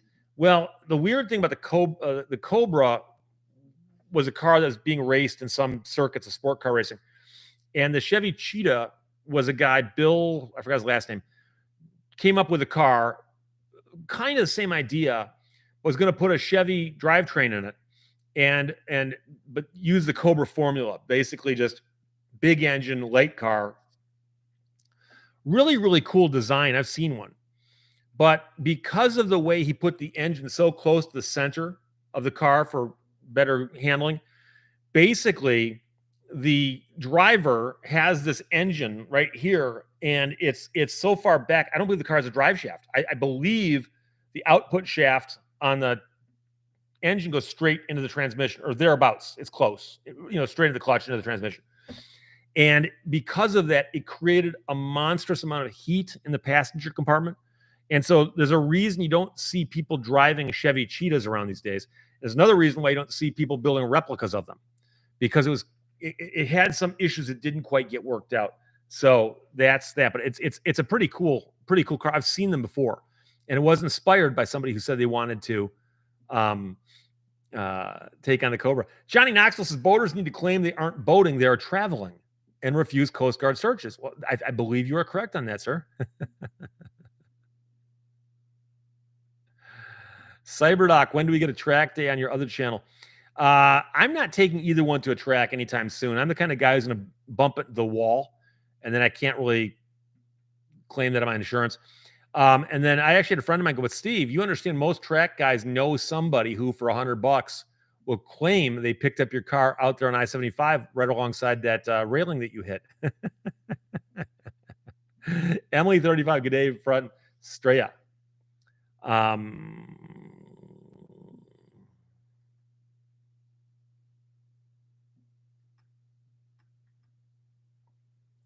Johnny Knoxville says Chevy needs to make a 1,000 horsepower Chevette. Oh, they haven't? Mark Sparks. Bill Thomas. That's what I thought. But I'm going, wait, am I thinking Bill Thomas of Wendy's or Bill Thomas of the Cheetah? But you're right. Thank you very much. QA Library says 404 people watching. Does that mean the stream does not exist as in 404 error? But I got 413, but yeah, it changes every couple seconds.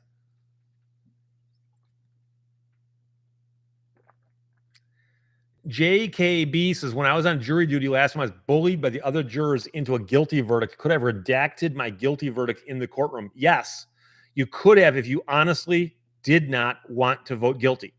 So at the end of a jury trial, they'll often ask, does either side want the jury polled, Polled, as in quizzed about something? And if either side says yes, or sometimes I've seen a judge do it on his own or her own, and they'll say, was it your verdict? Was it your verdict? And they'll go down to every single person in there. And if they came to you and said, is that and was that your verdict? JKB, you could have said, no, it was not. And the judge would do one of these and go, what do you mean? And you'd say, I did not want to vote guilty, did not want to do it. And they bullied me. I felt unsafe. I was scared, whatever it was. But you're going to run into that problem and say, well, then why'd you do that? Why'd you vote that way? Because if you felt like you were being bullied by the other jurors unfairly, you could have sent a note out to the bailiff and said, hey, I've got a problem here. The other jurors are figuratively beating me up here. And a judge would then have seen that and then brought the jurors back in and probably told them, you are allowed to discuss this, you're allowed to debate this, but you do not bully somebody because they disagree with you. Disagreements are okay. So, but there you go.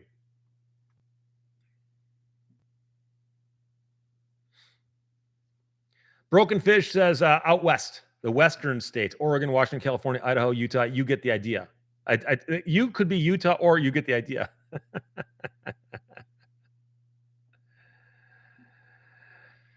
SMONROEH. I'm trying to figure out if that means something. Smonroe or SM Onro. Just wondering, is your studio above your garage? No. Do you still have your military truck? No. But thanks for asking. Oh, Steve Lehto, would you drive a monster truck? If given the opportunity, absolutely. Would I want to buy one? No. Johnny Knoxville, one of my former bosses, got pulled over doing 90 in the company's Ford Aspire. Didn't know they did 90. That's when we almost want to take that ticket and frame it. Oh. Victor Jason, why you have to end July? Well, it's going to end on its own. But I titled the chat end of July because we're close to the end of July. And so I have to come up with some name for it other than just the date. So there you go. QA Library, when are you coming to Goodwood Festival of Speed? I have a spare room and only 10 to 15 miles. I want to go to that one. I know I just missed it for this year. I'd like to go one of these years. I don't know if we'll get there anytime soon, but that's one of the things I'd really like to see. I think the Goodwood Festival of Speed is one of those things where it's evolved in such a cool way as to what it's become. And I love the hill climb with all the wacky different cars. 1 minute it's a 75-liter engine from 1903. The next minute, it's an F1 car from 1974. So Mike Torello, thanks. Got to run. Believe in yourself. I observed that the gas station with the name has an unspoken amusement. I heard they're going to change their name, though. Melissa Thompson, have you ever driven a vehicle to 3 on the tree? No, I have not. I never have. I've ridden in them. The Lehto mobile that my family had. One of them had a 3 on the tree. And my brother, for a while, had a daily driver as a 55 Chevy. It's a 4-door 55 Chevy with a small block in it. And it had a 3 on the tree also. And so I've seen them driven. I think I could drive them, but I never have. I just never have. So I know it would take a little while to get used to the shifting pattern, but never have. Scott S., I'm out of questions. How about you ask us questions now? K. Wildwood, the Man, Crazy Mary and Dirty Larry was one of my favorite movies. That's a little mixed up, but yeah. But Vanishing Point is the best. Vanishing Point is good, too. In fact, one of the license plates on the wall behind me right now is a replica of the plate off of that Challenger. And Vanishing Point is such an odd movie in terms of you describe it to people and tell them what it's about. They go, what? It just had a lot going for it, though. IB1 Cool Cat says Ford versus Ferrari could be the best car movie. There's a good argument for that because that's actually a pretty good movie, especially if I'm a fan of IMDb, the Internet Movie Database, where you look up movies and you can actually look up, for instance, mistakes in the movies. People will point out mistakes in the movies. So after I've watched the movie a couple times, I'll go to IMDb and just look for the mistakes other people have spotted, see if I spotted them or not. And in Ford versus Ferrari, even there, the mistakes were very, very small. Things like the guys in California in the hangar and Christian Bale, and he's working on a car and listening to the Formula One race on the radio. And they point out that number one, it probably wasn't broadcast on the radio he could have picked up, but number two, the timing would have been off in terms of what time it was in California versus what time it was in France. So I've always been amazed by those kinds of things. I don't mind them if I don't catch them in the movie itself. But once in a while, I'll see something in a movie, I'm like, oh, that's stupid. Go to IMDb and like, yes, this is stupid. It was in the movie. Yes, it was stupid. So JK Video says I got depressed by the ending of Vanishing Point. Interestingly, the car in Vanishing Point and the car in Dirty Mary Crazy Larry both had similar fates. JJ says, hey, Steve, is a dealer selling a demo car with 5,000 miles the same as a used car? Thanks. Love the vids. Yes. Yes. I try to explain to people that a demo car, a program car, whatever you want to call it, double secret program car, it's a used car. And most states have a distinction, and they say a car is either new or used. If it ain't new, it's used. If it ain't used, it's got to be new or it's used. And I've had people go, no, I bought this car as a demo. Okay, but it's used. Well, no, it's a demo. This is something that is what we call a binary proposition. Literally, it's either new or used. That's it. That's it. That's it. And I've had people get mad at me about that. And I point out to them, I said, well, here's the thing, though, is that it's a term of art in this sense. Because I had somebody say, but Steve, you buy a car, it's got 40 miles on it, then it's used. No, it's never been titled previously. It came with a certificate of origin, and its first titled owner is the person who buys it new. The second it's been titled to them, then it becomes used. When they sell it, it becomes used. So if a car is a demo car, the question is, was it ever titled previously? And I've seen a lot of them selling cars that are used as demo cars. Now, if they actually had a car in the lot that they put a dealer plate onto and let people drive it around as like a courtesy car or something like that, and had never been titled before, then that demo car designation might not be as important, but you have to check because most states have got a box you can check that says a car is new or not. That's really the key. So Scott S says, I've driven a Ford GT before, most uncomfortable coffin I ever sat in. I've not sat in my friend, but my friend Mark's got one. I've not sat in his, and he took it out yesterday. But you know, they're cool cars though. Just everything they put into them, it's amazing. Randall Munson, is there a specific mileage for the car to be considered new? No, has been titled before. XLT Jeff, I was working at the drive-in theater when Dirty Mary Crazy Larry came out. What year it was like 74 or something. I'm trying to remember the exact year that would have come out. I'd look it up at the time. I look it up. Somebody else will put it up on screen. But that's a good one. David Person says the best car chase scene ever could be Bullet and the coolest actor ever, Steve McQueen. That's a strong contender. Some people say Gone in 60 Seconds. The entire movie is a chase scene. But Bullet chase scene's good. Although I was rooting for the Charger. So Johnny Knoxville, did anybody else grow up in the 80s when every house had a good living room as opposed to the regular living room? Oh, I knew friends of mine who their parents told them, play in any room in the house, but the living room is for guests of ours, not you, you little brat. And you can pass through it, but don't touch anything. And that's how many homes were. They'd often refer to the other room, though, as like a den or a playroom or something. But, yeah.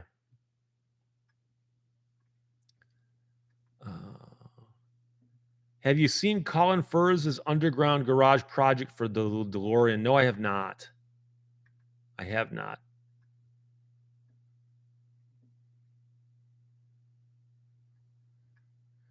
Michael says we called that the fancy room.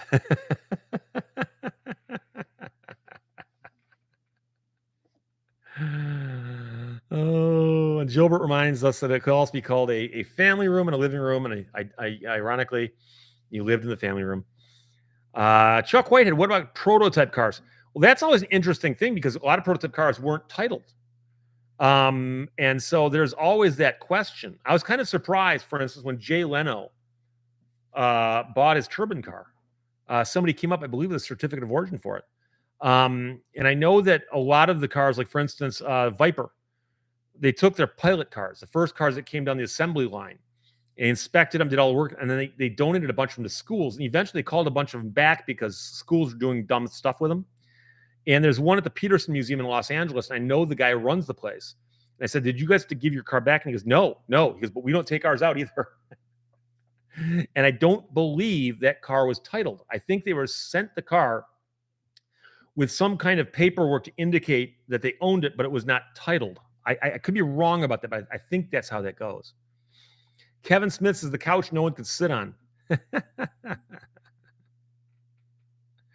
XLT Jeff says, I think you're right about the year being 74-ish for Dirty Mary, Crazy Larry.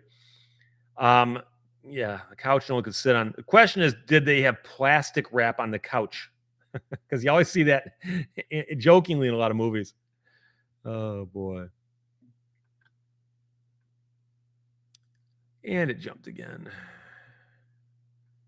Sub GR77 says, there are kit car cheetahs available from a company in Ohio. Look up Cheetah Evolution. Interesting. I wonder how they handle the issue with the engine being basically in the passenger compartment with the driver. Children seen and not heard. Johnny Knoxville. Those are the days.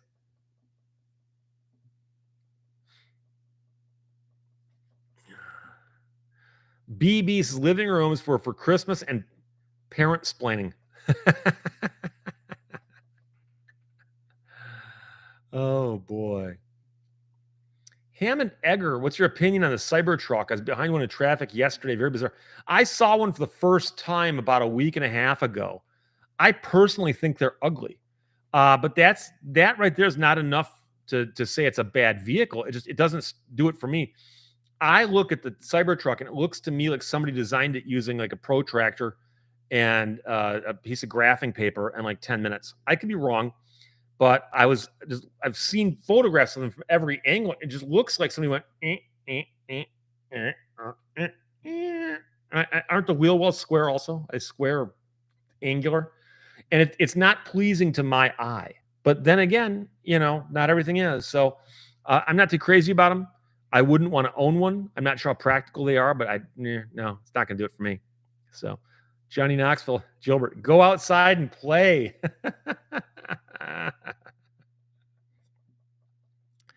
John Zeckerly, I like vintage transmitters. Somehow I wound up in a group on Facebook for vintage radio equipment, largely because I have my microphones. And people post transmitter stuff there, but I don't know much about it. I didn't pay any attention at all to the transmitters when I worked in radio. Even though some stations I worked at, the transmitters were in the studio with the DJs. And I don't remember much about the brand names or anything. And it was not something I knew anything about. It was just simply like there's these racks of big things filled with tubes and the later transmitters, or transistors. Although, quite frankly, I worked at a few that had tubes very, very late in my career. But, I don't know much about them. They're cool, but I don't know anything about them. Somebody asked me about radio stations earlier, and I was going to mention that the Totally Tubular Festival was sponsored by WOMC out of Detroit, 104.3 FM. And their morning show apparently was given the rights to promote the show. I think the station promoted the show itself. And before and after every single set, they came out on stage, and it's the three people from their morning show. And I've been to shows before where a radio station as a disc jockey walk out and say, hey, everybody, welcome to Pine Knob. Glad you're here to see, Elvis Costello, brought to you by WRIF. I'm so-and-so from WRIF. Have a great night, people. Rock on, and walk off stage. I got no problem with that. These people came out between every single band. Like there'd be a band would play, they'd come out. Another band would play, they'd come out. And just stupid banter that makes you go, oh, I see why I don't listen to that station. Nobody bought tickets to see you. Okay. We were aware you were affiliated with the show. We're glad you promoted the show. The show appeared to be sold out, but we don't need to have you come out 9 times tonight to remind us that you guys, the morning show, and hey, they've got trivia on Tuesdays. So, oh, Zombie Cat. No relation to Taco Cat. Zombie Cat. Hello, Steve. Love your videos. Very interesting, informative. Thank you for your work. Well, thank you for your comment, and thank you for checking. I appreciate that. I appreciate that. Fly Chomper Fly says old radio transmitters with fascinating stories about them. The transmitters have got stories. I've seen one blow a tube while I was on the air at WTRX in Flint. The board was right here, and directly on the other side of the board was a big window, huge window, and a hallway on the other side of the window, and transmitters with tubes in them, big tubes, big tubes. And I was on the air one night, and I'm sitting at the console, probably phone calls and playing oldies and whatever I'm doing. And all of a sudden, I see this bright light start doing this. And I was like, whoo. And a bunch of stuff flipped out there. And it turns out that the engineer of the station had the station set up so that if the first primary transmitter died, it would shut itself off and immediately turn on the backup transmitter. But it dropped because I don't think we had as much power on the backup. And so I remember the station doing that and calling the engineer home on a Saturday night, because that's when I worked, and said, hey, I think one of the transmitters just blew up. I said, I saw a bright flash and it's turned off. And I looked in there and you could see one of the tubes was smoked. It had actual smoke scorching on it. And the guy came out about half an hour later, clearly disturbed that this happened on a Saturday night. Could have happened Monday morning while I was there, but no. And he goes, yeah, you're right. And he goes in there and I see him open the thing up and yank a tube out, put a new tube in, close the door, fires it up. And he goes, okay, I think we're good. He flips the switch and I'm back on full power. So I've seen that happen one time. That was it. But again, that was a tube amplifier. Blue Freaker says, who pays mind to the DJ? You can literally have silence configured in a player with the whole playlist given to an LLM, and they'll make up whatever with upcoming events. That's the criticism that people have, is that DJs don't contribute anything. Bad ones don't. And yet I can tell you right now, if I could program my dream radio station, I would tell you who the morning show would be, midday guy, afternoon guy, evening guy, and I would actually listen to it. But unfortunately, most of these people are retired now, and they do not have people who've replaced them that are up to that quality. And so if you've got good DJs, they're fun to listen to. The number one complaint that people have about radio DJs is they talk too much. The number two complaint is they don't say what I want them to say, and they never say the names of the songs. Of course, if they say the names of the songs over and over again, then they're talking too much. So it's kind of hard to balance that. But I'm assuming if I was on the radio and you heard me go, oh, I like this guy.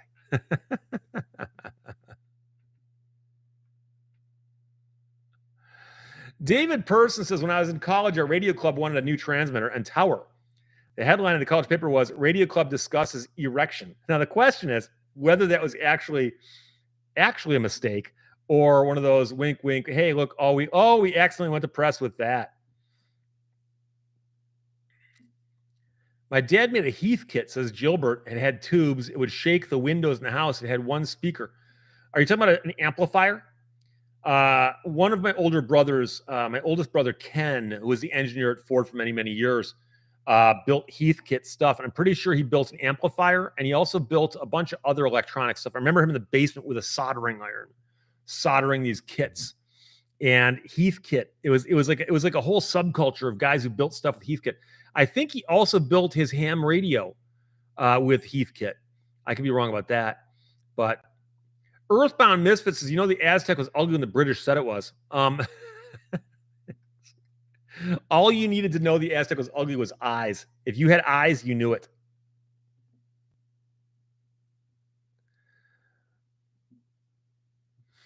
Rex Foucher says the Cybertruck style is limited because of the stainless steel press stamping, and it cannot be tightly bent.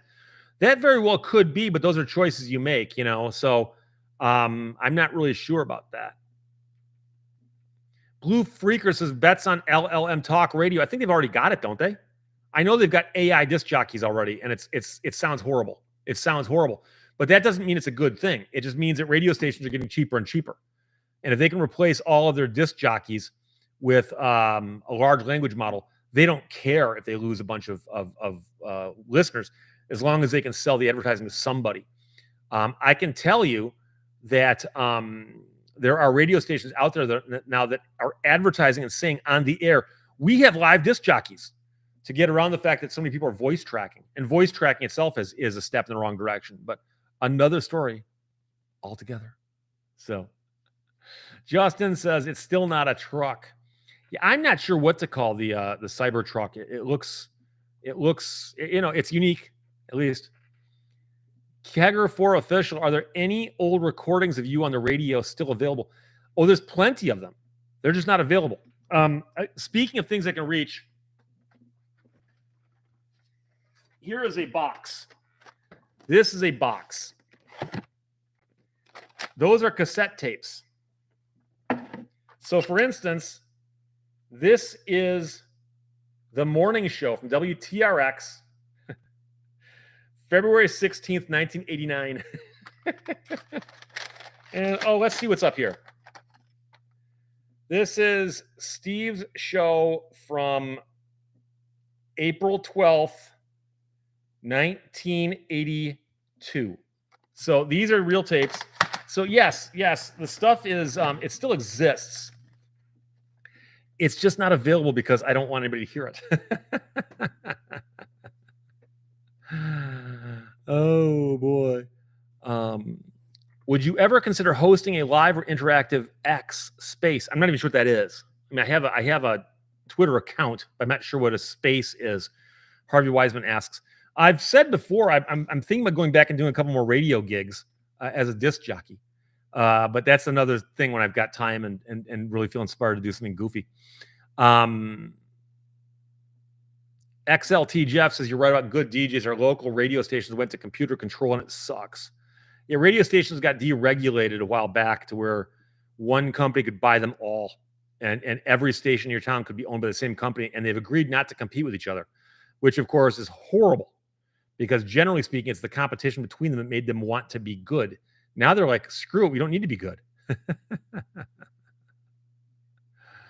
Kevin Smith loved my 8 tracks. Lewis Browning thought you were going to pull out a box of reel-to-reels. I've actually still got some reel-to-reels, but I don't have a reel-to-reel player anymore. I used to, but I don't anymore. Oh, Josh Holman, I wish that it was 1989. Something. If you asked me back then, I wouldn't have said, "Boy, Steve, these are some fond memories that you're making right now."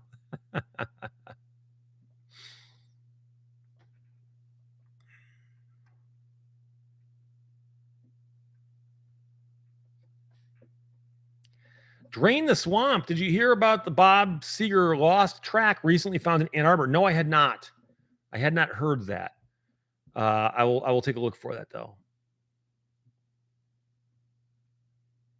Sub GR77 was WTRX and AM stereo when you were there. I don't think so. If it was, you think I would have been saying it on the air. You know those things they repeat over and over again? 1330 WTRX. No, I don't think it was. In fact, I don't. Well, is it now? It could be. I don't know. WTRX is still on the air, but now it's sports talk, I think. The old transmitter site is still there, but the studio used to be out front in this really weird looking building, and the building's gone. Very, very sad. Fred Hoyt, could you play those tapes on YouTube? Well, they have to be converted. I've converted a bunch of them. I'm in the process right now of converting them. That's why I have them here. I've got a taped MP3 converter back there. I'm going to digitize all of them for my own benefit. But I've said this before. What disc jockeys do is not designed to be listened to over and over and over again. It's something you hear, you chuckle, and you move on, or you hear it, educates you, or you something. But when you start hearing something over and over again, it starts to get tiring. And then after you heard it 10 times, you go, this is stupid. And I don't want that to happen. So Dave Beddoes' radio station, which I worked, had Ampex reel-to-reel machines. Oh yeah, Ampex was quite common. What was cool,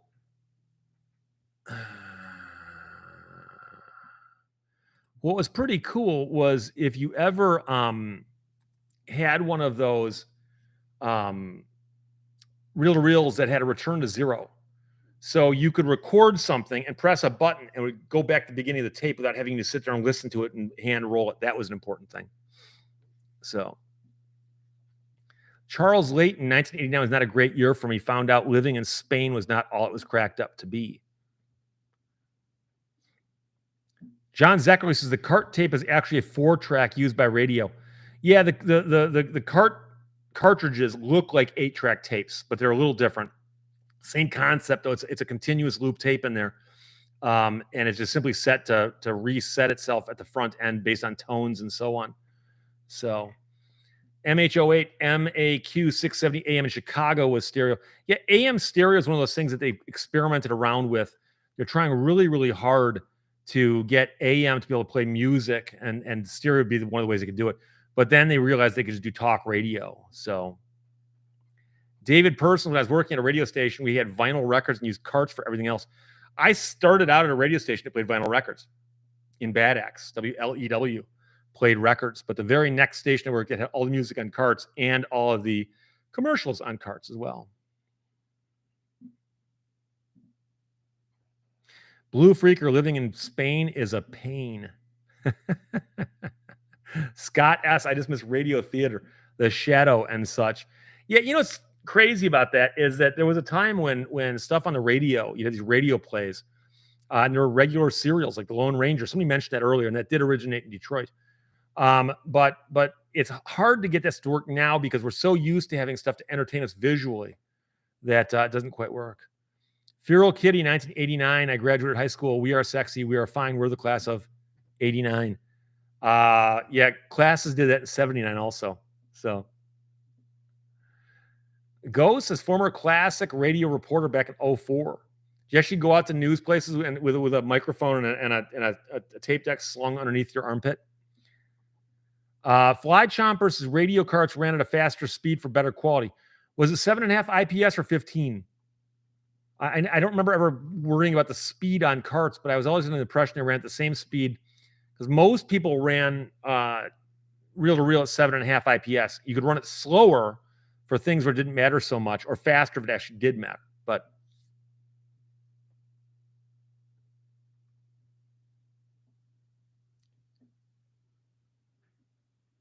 Craig Carpenter says, "Hey Steve, did you get the World War I draft card for Consta Mustin?" And I emailed.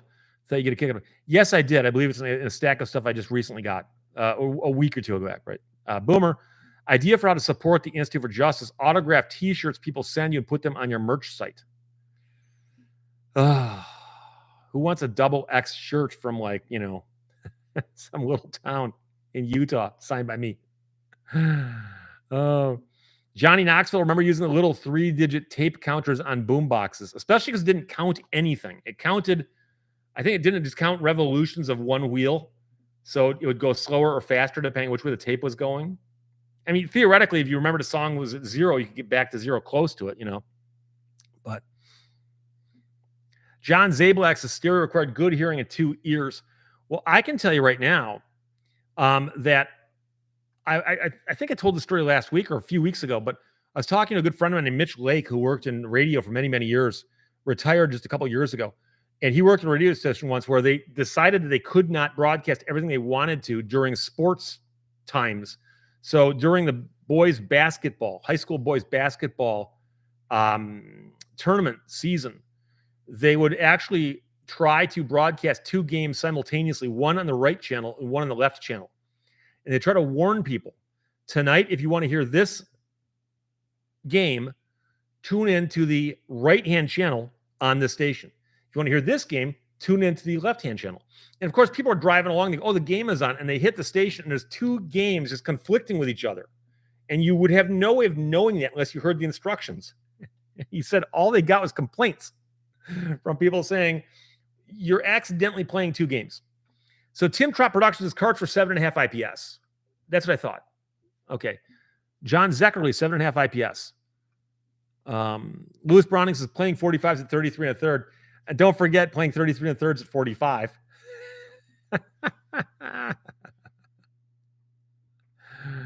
Oh, boy.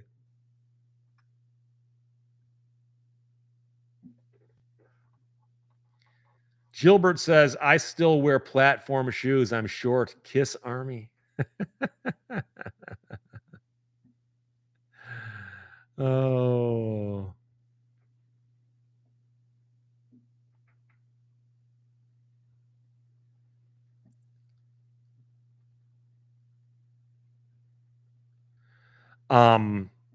Josh Holman says there's a lot about the 70s I'm glad we left behind, but at least we were a free country back then. Yeah, depends on what time you're thinking about, and there's always going to be issues. You tend to forget the bad things, and you tend to over romanticize the good things. I can tell you right now that I've got one brother who will talk to you about drawing a draft number and worrying about being sent off to Vietnam. So,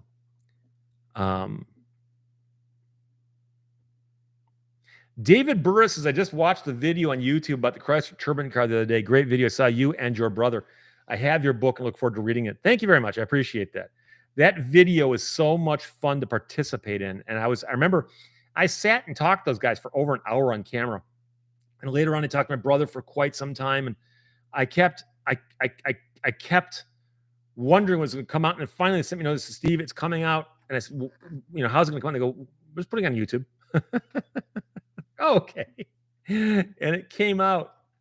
And I thought it turned out very, very well. Scott S. says, how about a hypothetical? You buy a car company goes bankrupt. Do the lemon laws and warranty still viable? Dude, that ain't a hypothetical. That was Chrysler and GM not so long ago. Both of them went bankrupt at the height of the financial issues they're going through. And I had cases pending against both companies. And what they did was they went through the bankruptcy in such a way that they said, we're going to continue operating on some level when we come out the other end. And lemon laws work in such a way that the company buys a car back and they try to fix it and sell it. So they don't pay that much money in the grand scheme of things to settle lemon law cases. And so they actually worked out a deal with the bankruptcy courts where they could still do that. So I had clients who'd had cars bought back under the lemon law during those bankruptcies. But if the company went out and under and gone, you're out. You're out because the lemon law speaks to the manufacturer. The manufacturer's gone. You're done. So unfortunately, that's the way it would go. Dave Rogers, did you ever play foosball? You know, type on a tabletop? Yes, but it's been a while. Oh, boy.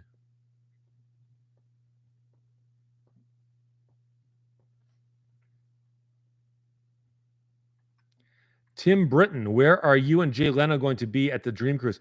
Jay Leno's going to be all over the place. I'm going to be at a private party, though, most likely put on by the company that's working with Jay Leno and his turbine car. I don't know if that portion of the events will be available to the general public, but I suspect it's possible that you might see that car out that day, but they are still working on all kinds of stuff. So no one really knows. John Zachary, I sure do miss radio when it was real radio. Joel Sibisky, Hong Kong Fooey.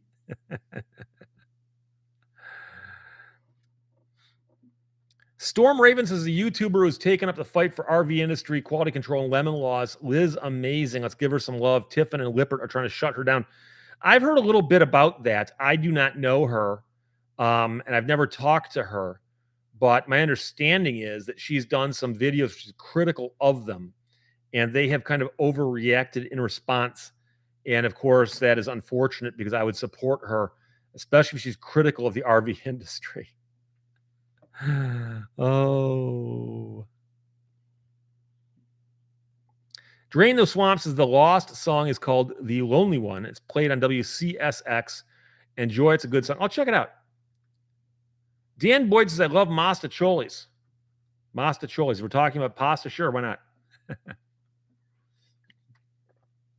Fred Hoyt says 68 was not a good time to be 1A.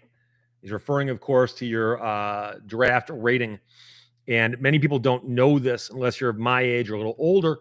But there was a time when they would draft so many people a year to be in the army and get sent to Vietnam. And to quote unquote make it random, they would draw birthdays out of a thing that looked a lot like a lottery or a bingo spinner. And they'd simply pull out a thing and they go, okay, January 4th. And they'd give the year number 1, March 16th, number 2. And then when they needed to call up people, they'd start from the top of the list.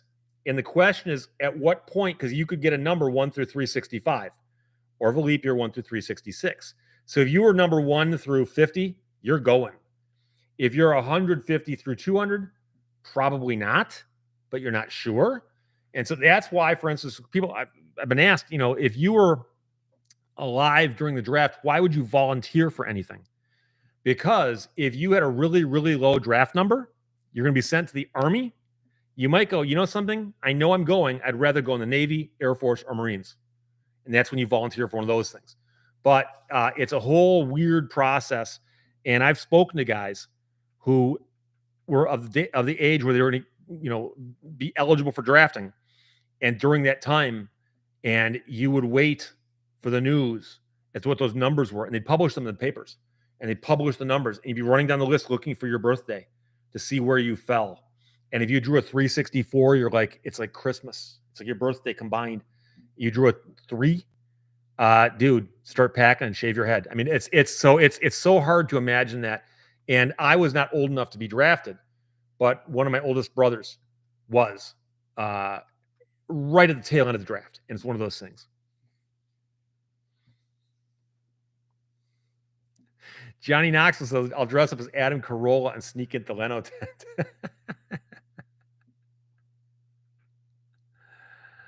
Oh.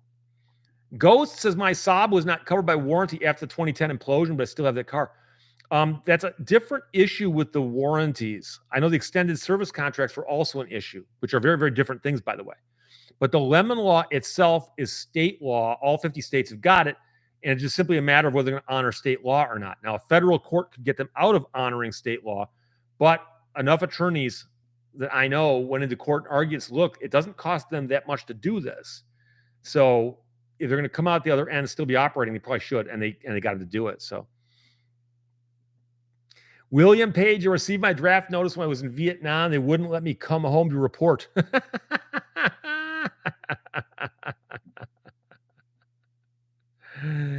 JK Video says my number was 35. Wow. And it's just so hard to imagine. Carl's Corner, a friend of mine, was number 3, and then they stopped the draft. And I'd heard that one particular year when they stopped the draft, they had already done the lotto. They'd already done, or the lottery. They'd already done it. And there were people out there who actually thought they were going, and then all of a sudden, oh, we've ended the draft. And they're like, it's like you're being taken down the hallway, the Green Mile, to go into the chamber. And they go, oh, guess what? You've been pardoned. Let's go walk the front door and you can go home now. Like, what? I mean, it would be that big of a thing.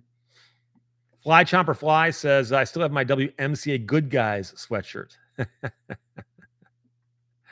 Dan Boyd, I was 3 and 69.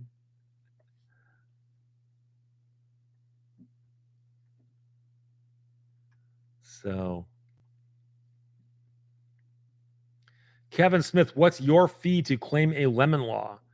I and the other attorneys I know who handle these cases will handle these cases. We'll tell you, you never pay us a cent no matter what happens. And we'll get paid by the manufacturers. And it depends on which manufacturers. It also depends on how long it takes. It's not as much as you might think. The only way you can make money in these cases is by doing volumes of them. Believe in Yourself, The Green Mile, great movie. Been a while since I watched it, but yeah. S. Monroe H says, and I think it might be how you pronounce that, play bits of your DJ tapes on your Vault channel. Good stories and news. I would, but if you listen to it over and over again, it'd still get tired.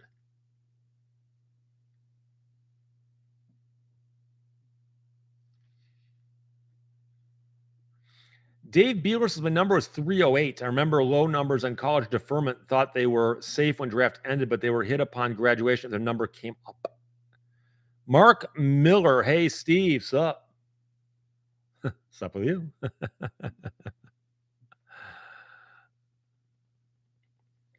Sam as I am says every friend who came back from Vietnam said do anything, but don't go. It's getting close to the top of the hour. I'm going to end this with a story because I got to say it. I know I've talked about this before, but my family had a station wagon. It was international travel all. It's gigantic thing. Looked like a gigantic, like an ambulance or something. And my mom would load us, 5 or 6 of us, into that thing, depending on how old my oldest brother was. And we'd go up north, visit my grandparents, and come back in a couple of weeks. And that was our trip up north for the summer. And there's a stretch of road that runs from near Munising across to Newberry, and portions of it, part of it's called the Seney stretch. It's a long straightaway. Goes for miles. It's like literally a straight line that somebody snapped with a chalk line. And I remember going through Munising, heading home with my mother, and all of us piled in the station wagon. And we saw a hitchhiker. And it's a long-haired hippie freak, just like in the song, hitchhiking with a backpack, a real heavy backpack, standing by the side of the road hitchhiking. And my mom goes, we're going to pick up that hitchhiker. And my first thought was, oh, you poor fool. Put your thumb down. You don't know what you're in for. And my mom stopped the car, and somebody scooched over to give room for this guy, takes off his backpack, jumps in the car, and he smells like pine knob, if you know what I'm talking about, Gilbert. I'm sure you do. I think he'd been smoking some weed while waiting for a ride. He gets in the car. My mom goes, where are you going? And he goes, Canada. He's going straight across to get to Sault Ste. Marie, to get across the bridge to Canada. And this was at a time when the draft was still strong and going strong. And we didn't ask why he's going to Canada. And I was so young, I might not have realized it. One of my brothers later told me that guy was going to Canada for a reason. You know, he wasn't just going for vacation. And he had pretty much all his earthly belongings on his back. And my mom spent about an hour and a half talking to him about religion.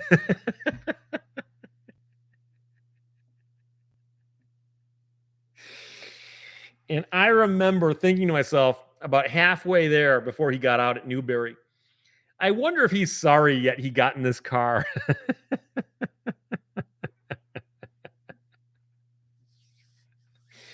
And my mom's asking him all kinds of questions. Do you attend church? You know, what religion are your parents? Do you pray? Let's talk about this. When was the last time you read the Bible? And this guy, I swear that I was expecting him to like pop the door open and jump out and roll, but he didn't. So we finally got to the end where we're going to head south and he's going to keep heading that direction. And he's very polite and he thanked us. And then we, headed our way and he went his way. And I assure you, he's heading to Canada. That was his way of dealing with some issues he probably had at home, maybe with the draft board. But all I remember about that whole story was I was talking to my brothers recently. And I said, guys, remember picking up hitchhikers with mom? And they're like, of course. I go, do you remember picking up a hitchhiker headed to Canada? They're like, oh my God, yes. The guy was in our vehicle. It seemed like a long time because you're a little kid, but I suspect it was probably about an hour, maybe, from where we picked him up to where we dropped him off, because it was the full length of that stretch, maybe all the way to McMillan, possibly, but I don't know. But a big long stretch. And one of my brothers said, yeah, but I seem to recall the guy was going to Canada to get away from the draft. I said, yeah, I think he's also getting in the car to get away from mom, who wanted to convert him to a different religion. So there you go. Yeah, poor guy, says dead fish cheese spread. But you know something? And Josh Holman, just forget it, I'll go to Vietnam. He did thank us. He was very polite. And I assure you, he thought to himself, at least they gave me a ride. So there you go. It's 3:00. I'll talk to you guys next weekend as always. Until then, behave yourself. I'll talk to you later.